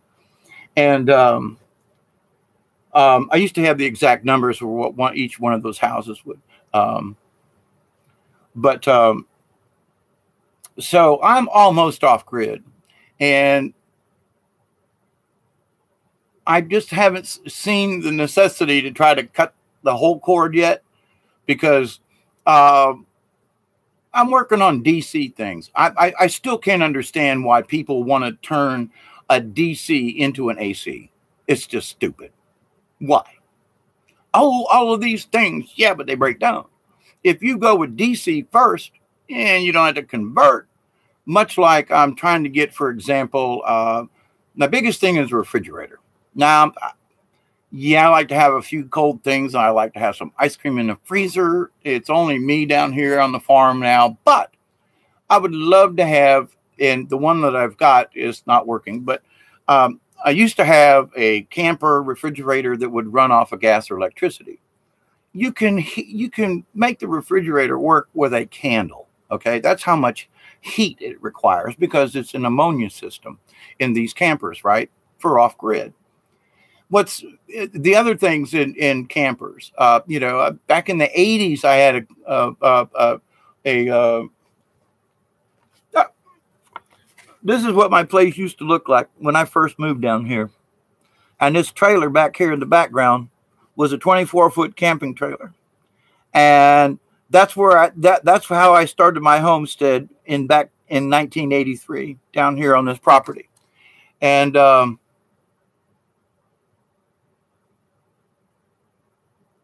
yep, tinfoil is still hidden. But in this 24-foot travel trailer in 1984, it had all the accoutrements. You know, it had water tanks underneath, and it could do this, and it could do that, and the amount of gas that it took to run the refrigerator is a pilot light. You know, how much gas is a pilot light? So, but to the point though, we lived very comfortably with 12 volts and that refrigerator until we got electricity down here, which back then was a real pain. Lavette, hello, my darling. I hope you are doing well from Las Vegas. So, wow, folks jumping in here. There's 5 people all at one time. God bless you all. Thank you. And I know Creator loves us all, and we're going to get through this. But to the thing about why folks are, I don't understand why people are going 1982. Yeah. You know what? There was something I watched just the other day after you and I spoke sort of on here, and it was that the elites are trying, because the world didn't come to an end in 2012 like the Mayans, blah, blah, blah, but that they were actually trying to kick us back to the 80s so that we would kind of like in our memories, like we'd have to relive all this crap all over again. And I'm like, no,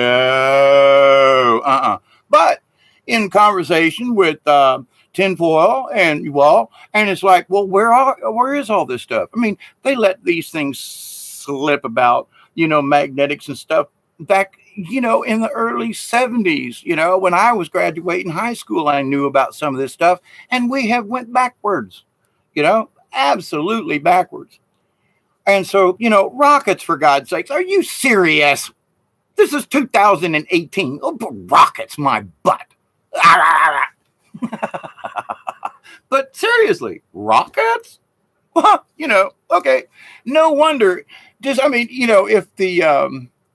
aliens are driving by this planet and they look down and they see all this other stuff we got down here, and they're going, oh, crazy humans down here, they're still using fireworks to get into orbit. Okay. Well, to the galactic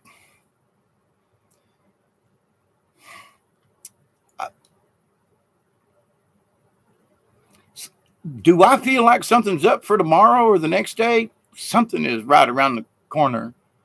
Do the hokey pokey and turn yourself around. That's what it's all about. Hey, kids don't play games like that anymore. Not that I'm aware of. Red Rover, and etc.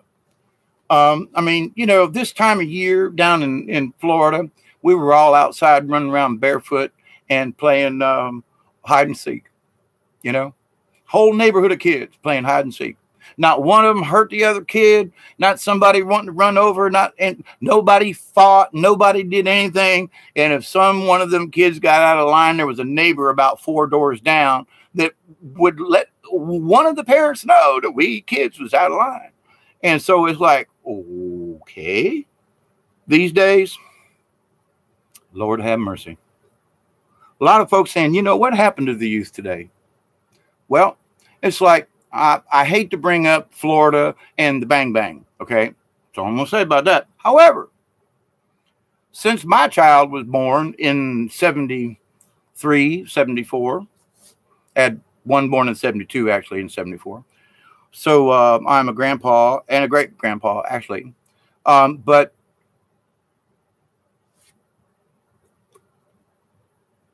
it started with the video games. And I played Frogger. And boy, that was something, right? But then it started into space aliens. Okay, you know, the bing, bing, bing. And okay, fine. But then it got real. Then it got to being shooting, killing, going down and creepy. Okay, well, they made everybody look like Nazis, but you were still blowing somebody up. I can't remember it now. Anyway, but back in the day when computers were so slow and you know, you had modems instead of all this stuff. Now dial up. Who remembers that? But but during that transition, we went from just playing a game to realism. How real can we make this? Now it's 3D. So what they have done over the years, and from my standpoint, because I quit watching television, and then I went back to watching television, and I went, holy shit, what? Holy crap, what have they done? You know, nudity is more prevalent. You know, I mean, I remember Janet's breast coming out during the Super Bowl all them years back. How many of you remember the Janet Jackson breast issue where it was a wardrobe malfunction when there's a 12-second delay? They let that stuff go through. They showed us right then that the Illuminati or whoever was in charge. Doom, that's the one, tinfoil. Yeah, there was one I liked too that was it was, you went down in underground. Actually, you blew up alien minor robots or something. Descent, that was the name of it. But to that point, but everything has gotten so real into shooting. And you went, and it's the gums of the problem. Nah, come on. It is Lionel and David Knight were saying, you know, when I was a kid, you could take a 22 on the city bus because you were going to go to a competition, or even a BB gun or a pellet gun, and you just carried it. Nobody said a word. Yes, that was the 60s, early 70s. That's not the point. The point of the matter is our brains have changed. They've changed it for us. Now, oh my God, you can have a gun, even if it's but they turned around and everything is killing. Everything's killing. You know, all the games are shoot, shoot, bang, bang, kill, die, blow up, boom. So you know, they have fed it into us almost down our throat. Lost morals? What morals? Kids talk about things at 12 and 13 years old. It took me to the age of 19 to find out. Okay, I'm old-fashioned. That's not the point. The point is they have so much information at the age of 9 now that we didn't even have. Also, and since I got y'all's attention, I want to speak just briefly, we'll see how briefly this goes, about mind control and my experience with mind control, what they did to me. All right. Now, I've had a form of epilepsy years ago. So they started putting me on a regimen. I've had over 22 serious head bangs. I mean, knocked me out for days, weeks. Should have been dead kind of deal. Bad head injuries. Scars, yeah. So it sent me on this trail of, well, I was out of whack. But instead of like trying to help me with 1 or 2 weekly sessions of how do I work this out on my own, of course, they gave me pills. And so as they started, Nerf guns, I love them. Remember the lawn darts? Well, you can't have lawn darts anymore because they might kill somebody. Oh, man. Anyway, so they put me on this regimen of drugs because now I'm bipolar or I'm schizoid, or they didn't have bipolar back then. It was something else. And so being that I wanted to get better, and because at that time I trusted the medical profession, they sent me on the medicine route. So for years, I'm going to therapy, I'm taking the meds, and I'm doing good, I'm doing poorly, and things ain't working. Oh, we're going to try another med. Okay, so every time I turned around, they were changing the med on me. Well, after about the third or fourth time of changing meds on me, I said, I still have a set of horseshoes, by the way. Anybody want to come down and play?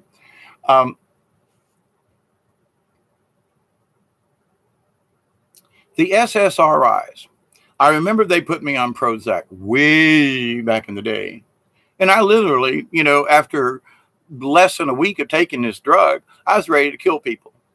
And I'm just not a violent type person. I don't like fighting. I just, nah. There's other things to do than to get, beat up, banged up. Waste of time.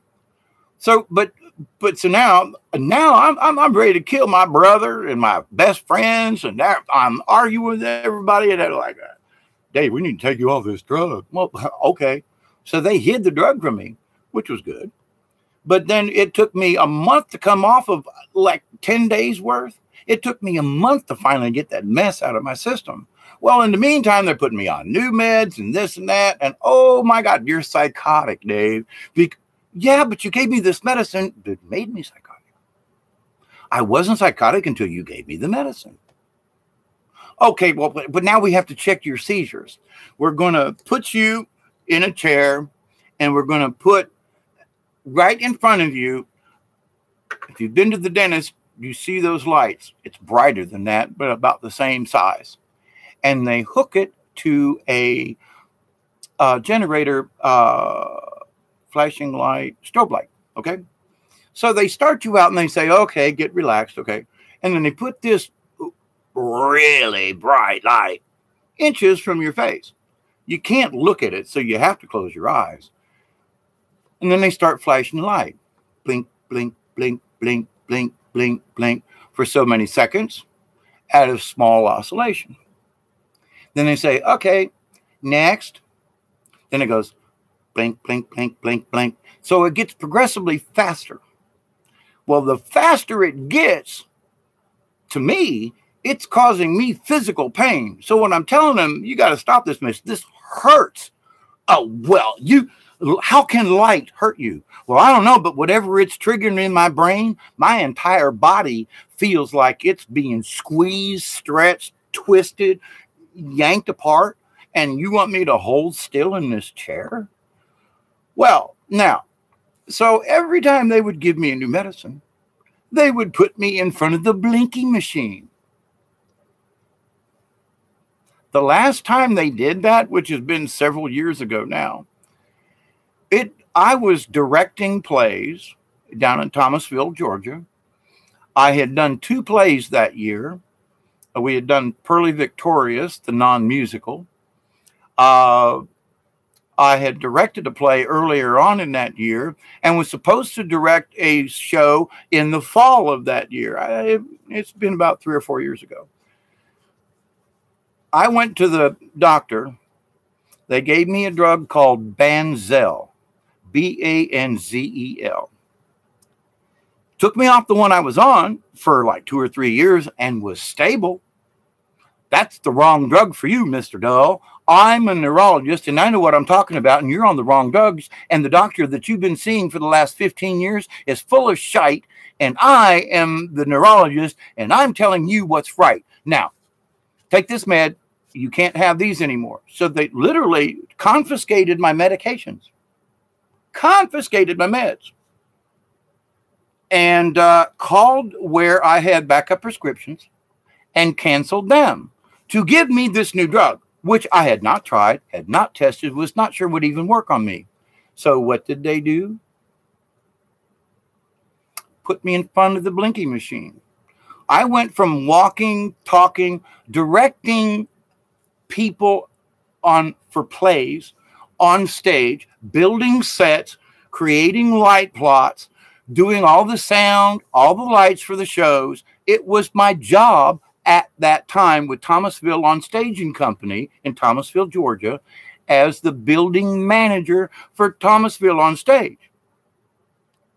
In less than 10 days, I couldn't drive myself. I was in a wheelchair, and all I could do was drool. They took me back to the doctor 3 times in 4 days for the blinky machine. I had never had a full-blown swallow your tongue, go to the hospital seizure until then. And then at the end of the day, he said, I am dismissing you from my care. You are faking your seizures and don't come back. Now, he's confiscated all of my meds that kept me normal for years through the doctor that I still have after 20-something years, and turned me into a vegetable from which I am still trying to recover. 4 months. 4 months I shook because I had been on phenobarbital for 15 years and they snatched it out from underneath me. One day I was on it, the next day I wasn't, and couldn't get it back. The Banzel and the flashy lights had done something to my brain that shut my system down. I couldn't remember people's names. I still have difficulty with numbers. I used to be a high-functioning, able to do AutoCAD 3D. I worked for Ford, Nissan, Honda, Chrysler.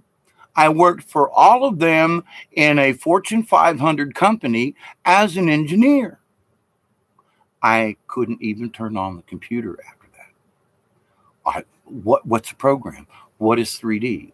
I couldn't remember commands. I used to teach people how to do this. I taught mechanical engineering. I taught 3D AutoCAD back in 2001, 2, 3, 4, 5. Into 2006, I was still doing it and teaching folks. And then they turned me into a vegetable. Flashing lights and medication. I didn't need somebody to call me on the phone and put a trigger word in.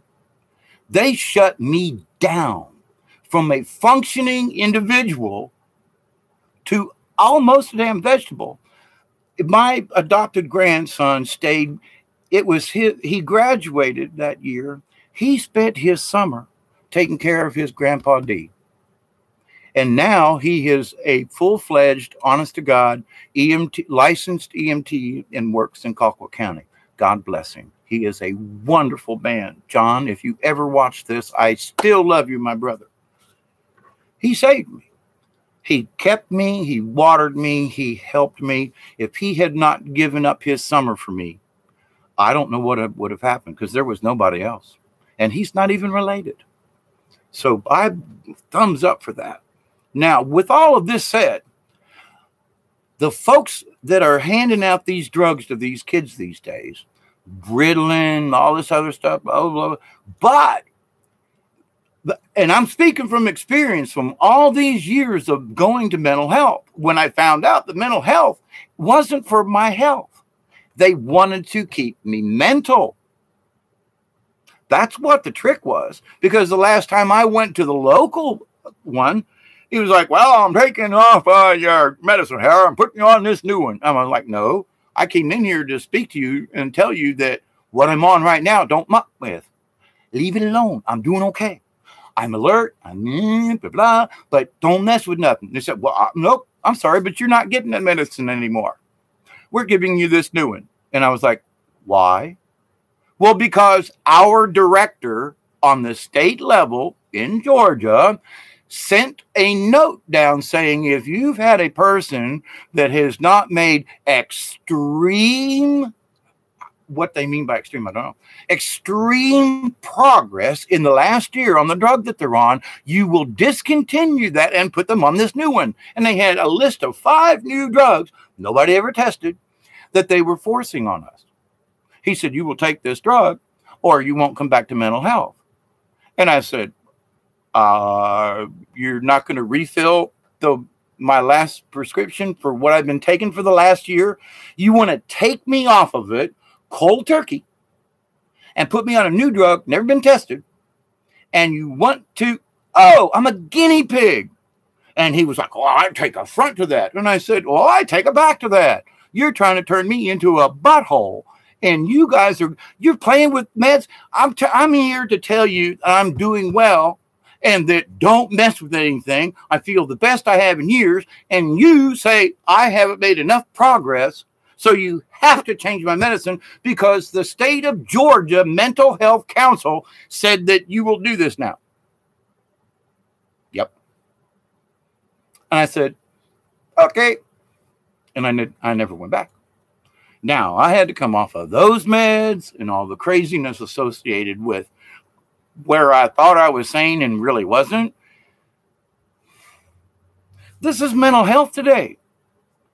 Thank God I finally said, whoa, I don't care what the outcome is, but I'm not taking anything else like this.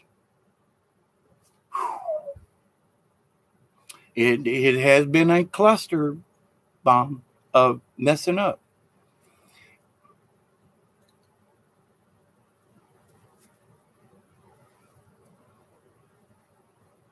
Yeah, and Lionel brought up something the other day, and other folks have been bringing it up too, and I'm bringing this up now, and I know, no offense, you're a small audience, and I love you, and I hope if one person sees this and says, you know what, maybe I shouldn't be doing this.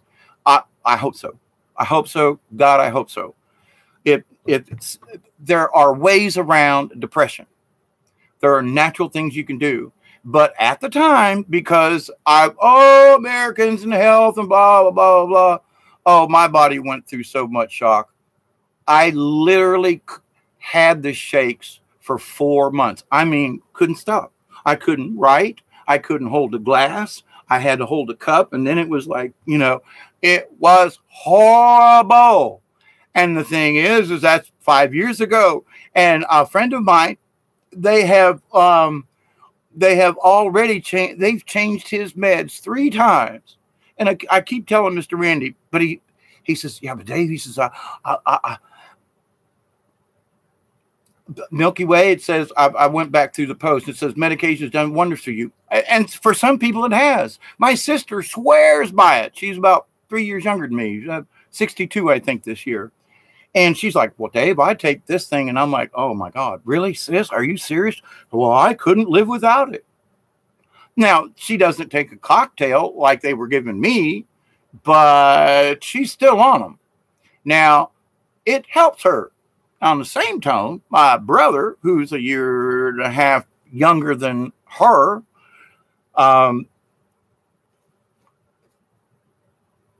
metabolism different, etc., and actually he's not, I'm the oldest of the siblings, but I was adopted out.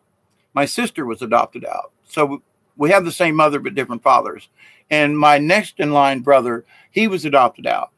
And then the rest of the siblings, they all have the same mother, father, which are 6 brothers and sisters.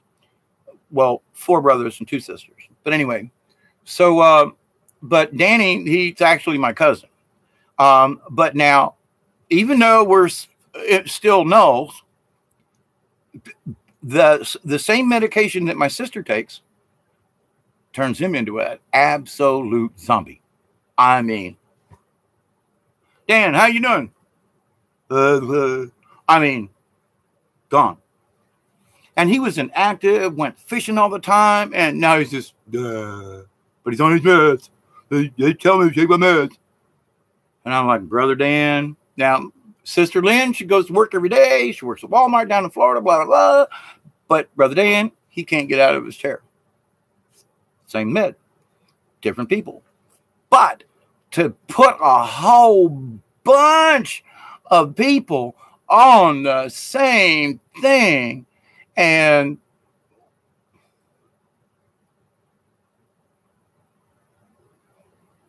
this is what I think doctors ought to do, Tinfoil.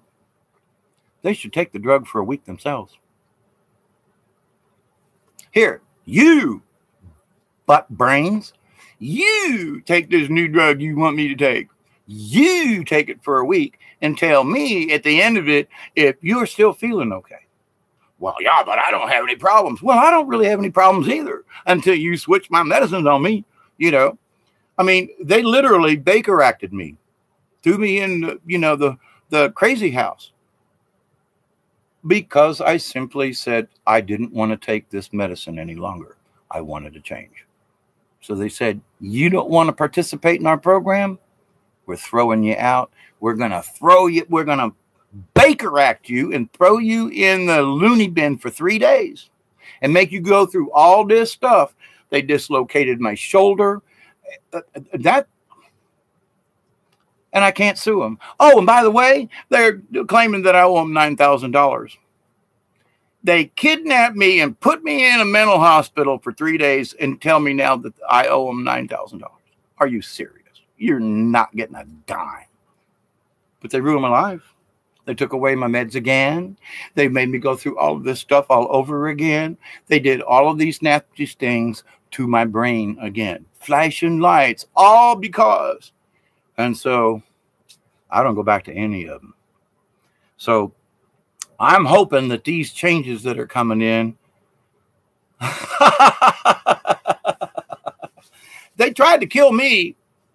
It's hard for me to understand how I walked into a neurologist's office one day and a month later they're wheeling me out in a wheelchair and he's telling me, don't come back.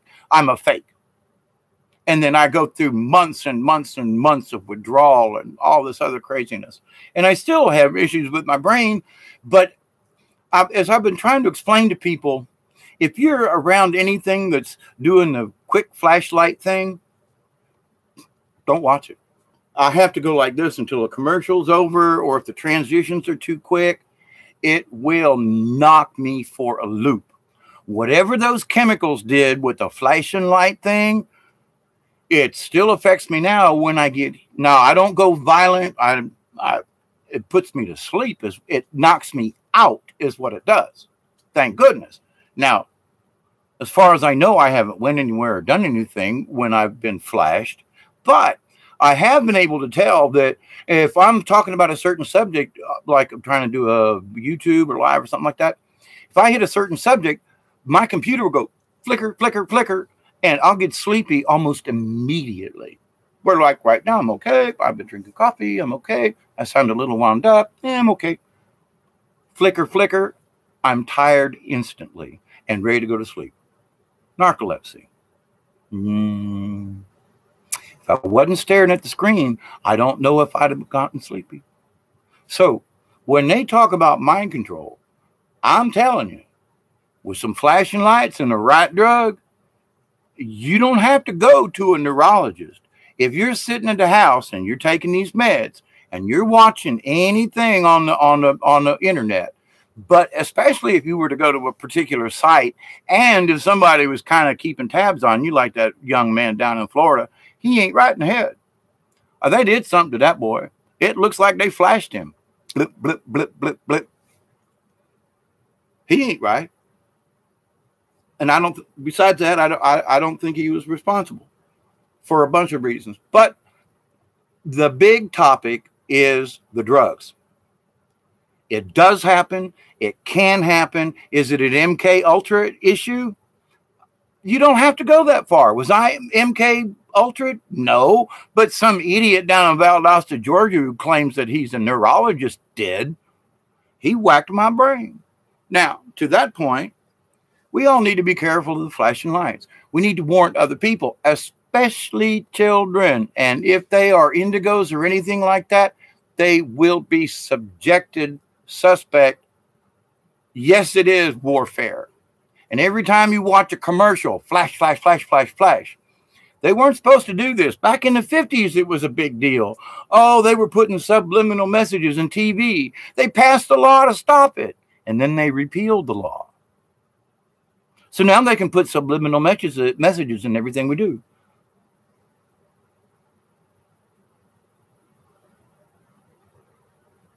No, that they're going to have to pay for their nasty deeds in the other life. They can't do it in this life. Of the people that I know personally that went to this one doctor, because I was like referred to it. Oh, he's a good one. He helped me, blah, blah, blah. Those same people ended up on the street drooling, a year later. And he was a nice guy, but I don't know what this guy had in his head. There was something, it's hard to say conspiracy. Oh, this guy had my number. But I mean, why would they take all your meds away? Why do this in like a 1, 2, 3, 4, bye-bye? If he was worth his salt, he'd go, you got to come back. Here, I'm going to put you back on your old med, and we're going to find out where I went wrong. Nope. You're wrong. How can you fake a seizure? The electrical jiggy things. Oh, yeah.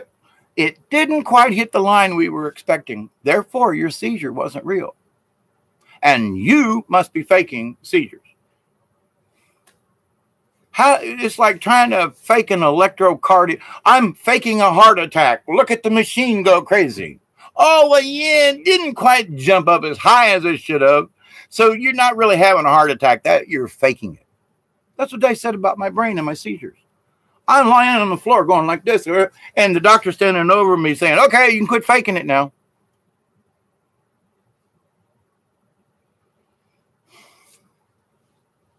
I quit talking about chicken poop. I wasn't able to go online anymore. All the plans that I had for the videos that I still have of going down in the swamps, of all the things that I was doing at the time, all of it got shut down. And it's a strange coinkydink that I was on the trail of the EPA in my backyard trying to find out why all this pollution was going on in our streams around here. And then I'm talking with less than 4 months, I'm in a wheelchair and drooling and can't drive, can't poop by myself. It's all a coincidence. It's all a coincidence. Fine. Why did that guy drop me so quick? That's my personal conspiracy theory. But to the point of the whole rigmarole thing, what'd you take, Wade? I was trying to take pictures as well. Oh, while I got you on the line, I want to go out here and see where Orion is. And my battery's damn near dead. I'm going to make a quickie, and then I got to find the charger. Okay, folks. I thank you for hanging out with me. I'm walking outside right now. I want to see. I want to do a visual of the moon and of Orion. Okay. Now I know y'all can't see it, but I can do a visual. Holy crap! All right, now the moon. Let's see. Yeah, see, the moon is still high in the sky. That's it, just above my head there. So the moon's still high in the sky, and it is still heading west. And let's see. If I turn around here, you can't really see me in. It's too dark. But Orion, let's see. But Orion at the moment is it's still overhead. I mean, it's pointing down. Let's see, pointing down, and 3 stars, and then I think it's Betelgeuse. It's the orange one that's up near Gemini. So at the position right now, it's in the right spot. But now, like the other night that I was out here doing this, it went from, and you can see that I got my arm raised up a pretty good bit. I'm at least at 70 degrees, 75 degrees. Okay. And instead of going west, Orion went south. I'm talking almost due south. And which would mean that he would be on his head going south. So right now it is 9:13 Eastern time. And I send my love out to you all. Had the weirdest jet stream. Yeah, that's because the earth is rolling. That's why. Why this and that? I'm telling you, the earth is rolling up. Now, the Earth had to roll down this time for the moon to be so high in the sky. Okay, so right at the moment, uh, my location is actually further south because everything is higher in the sky, which also means that everything's gone nuts on the for the first time that they can recall, did the polar vortex split? Well, if the Earth is wobbling south and then wobbling north and then wobbling south and then wobbling north, and it is, because that's why I'm here looking up going, okay, everything's normal at the moment, but it wasn't normal last night. It wasn't normal the night before. And why is the moon so high in the sky? Because we've rolled. Now, I guarantee you in the next couple of days, the moon will be further south in the sky and we will have wobbled the opposite direction. Yep. Maybe not, but today we lost 2 hours. From 9:30 to 1 o'clock, we were early, and then we ended up an hour late. Go figure. Things are really weird. However, look, information. The fact that I know that we're wobbling explains it all. Why the bad weather? Why the this? Why the that? Oh my God, is it Nibiru? Nope. The Earth has got some stuff going on. And we just need to be nice to each other. If somebody's hungry and you got extra, feed them, for goodness sakes. If they're cold, put something on them. If they're being rained on and you got a shelter, help them out. How we go to this next stage is compassion. You can love somebody, but if you don't have compassion. So if our human sufferings were a precious substance, whoever owns this prison planet is bound to be rich, rich, rich. Actually, what they were getting from us was all the negative loosh. It's been stated too many times. It's making the king tides even more higher. Really? Holy crap. So they chemtrailed the mess out of you up there, Wade? Now, knock on wood, they haven't chemtrailed down here in 2 days. Well, actually 3. Yesterday was too cloudy. But the night I was on live before, and then today, I haven't seen any chemtrail, stratospheric aerosol spraying. But see what's happening now. I follow Mr. MBB333, and some of y'all folks do too as well. And you've noticed that there are weird. I mean, Tampa Bay, where I grew up, all the water left the bay. Are you serious? They said it was because of a hurricane went by and yanked all the water. Oh no! Do you know how many gallons of water that is? Davis Island had no water around it, for God's sakes. And, I used to fish there, float there, sail there. How do you empty Tampa Bay when you got the Hillsborough River? How do you empty Tampa Bay? It did. And you're trying to, that was a hurricane. Well, now, if you think about the earth is rocking and rolling and doing this thing, man, water's trying to find its center again. It's wiggling. I mean, put a little water in a cup and a string and, try to wiggle it around a little bit. And the other night I was talking about how my battery's fixing to die. So the other night I was talking about how when we were kids down in Tampa, we had a 15-foot stand-up swimming pool, 3 foot deep, blah, blah, blah. Standard, in above ground swimming pool. Yes, what? East coast of Australia, coastline? Yep. There are sections of Alligator Point and Dog Island off the coast of Tallahassee, the Big Bend area. A couple of hurricanes ago, Alligator Point, there are whole sections of the island gone. The road was gone. They had to rebuild it and redo it, and then a storm came back along and tore it up again. But anyway, to the point, the battery's going to die. I just wish to tell you all I love you very much. And I don't mean that just offhandedly. We are all human beings, and we need to continue to speak nice to one another. If there's only 5 of us together, but we keep our heads together, we can disagree, but we don't have to want to kill each other. You don't have to agree with everything I say, and I don't expect you to, but I would expect you, if you don't believe me, to find out Well, wonder maybe this is right, maybe not. But the question remains, there are things that are happening nobody else wants to talk about. And we need to talk about them because they're important. People are going crazy over things that if they understood what was going on more, they wouldn't be so crazy, in my personal opinion. Do it again soon. Yes, yes, yes, yes, yes. And I would love to be able to do a hangout. Like if you all want to join me in a conversation, I think that, doing this chat thing is fine, but I would much rather have conversation. So if any of you in the future wish to try to do this hangout thing and 2 or 3, I don't care, however many people we can get on it, let's talk. It ain't just about me. You have good ideas too. We need to speak. When we speak kindly to one another and our collective energies go out to the universe, it don't just stop.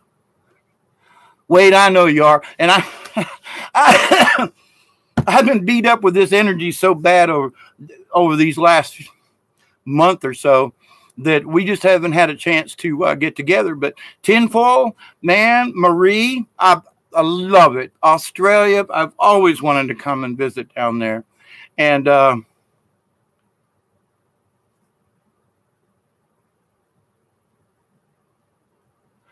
just I like to take action for solutions, then I don't know what I can do. Well, here's the thing. What we can do is keep our attitude positive. I know there are folks out there with this hopium crap, and I just say this to you and your hopium crap.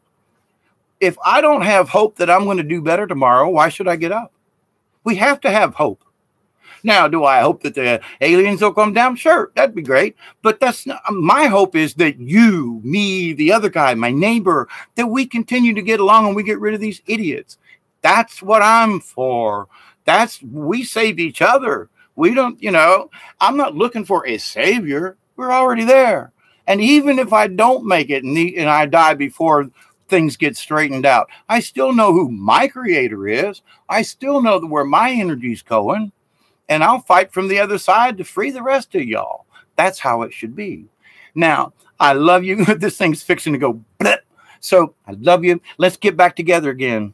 Love thy neighbor as yourself and more, actually, and more. I mean, one of the things that I studied the Bible, I was raised a Catholic, pedophiled by several priests. I'm not proud of that, but I have forgiven them. And wait, if I can, I will. I promise, brother. I'm hoping that this energy wave thingy here will keep me awake and not put me asleep for another 3 weeks like the last one did. But our energy, as we put forth into the cosmos, the quantum entanglement is the 3 of us right now are quantum entangled. We're speaking, but we're also thinking together. The thing I didn't mention about the Q thing before it dies, Q is bringing awareness to the whole planet. If Q doesn't say anything that's worth a damn, people are thinking alike. And I don't think it would have happened without the Q anon phenom, if you get my drift. Now, what he says and all that, that's separate. But if you go on to this live chan thing on YouTube, there are 4,000 people in the middle of the night on, talking, chatting, all wanting the same thing, a better planet, a better us. That is key. We are dead, but we still live. We ain't dead yet, brother. Actually, we're more alive. And with this conversation, our quantum conversation right now that we are having will have an effect exponentially, especially if we think it will, our intent. I was listening to Alfred Levermont Weber, and they were talking about intent, the intent of what we do. My intent is so that we get together. My intent is to see you, Wade. Love you, brother. Soon, man. We got to do it. Yeah, Marie. And I'm unfortunately, for those folks who are getting raptured, my contract says I got to stay around and help heal the planet. But if I'm healing it and the idiots are gone, it'll be a whole lot nicer place to be. I'm already living almost off the land and almost off the grid, so I'm almost there. And not to say that I'm the good guy, but I'm not the bad guy. I'm trying to solve issues rather than make them worse. So read what we do and tinfoil. Our intent to keep a good, positive thought is imperative. And if all this hopium, all this stuff, all this, no, because this is quantum. This is quantum. The D-Wave computers has to have somebody standing next to it. And they talk about, kneeling to an alternate God from an alternate dimension. The D-Wave computers and CERN, they're all connected. They're trying desperately to change our timelines. We need to say, nah, sorry, no more Mandela, no more Mengele effect. If you watch that particular X-Files, and if you haven't, watch the X-Files, the last one, I think, with the Mengele effect. Hilarious, but so true. Y'all, I love you. We'll do this soon. I got to find a battery. Peace out. Be loved. Be strong. Don't give up. We've made it this far, dadgummit.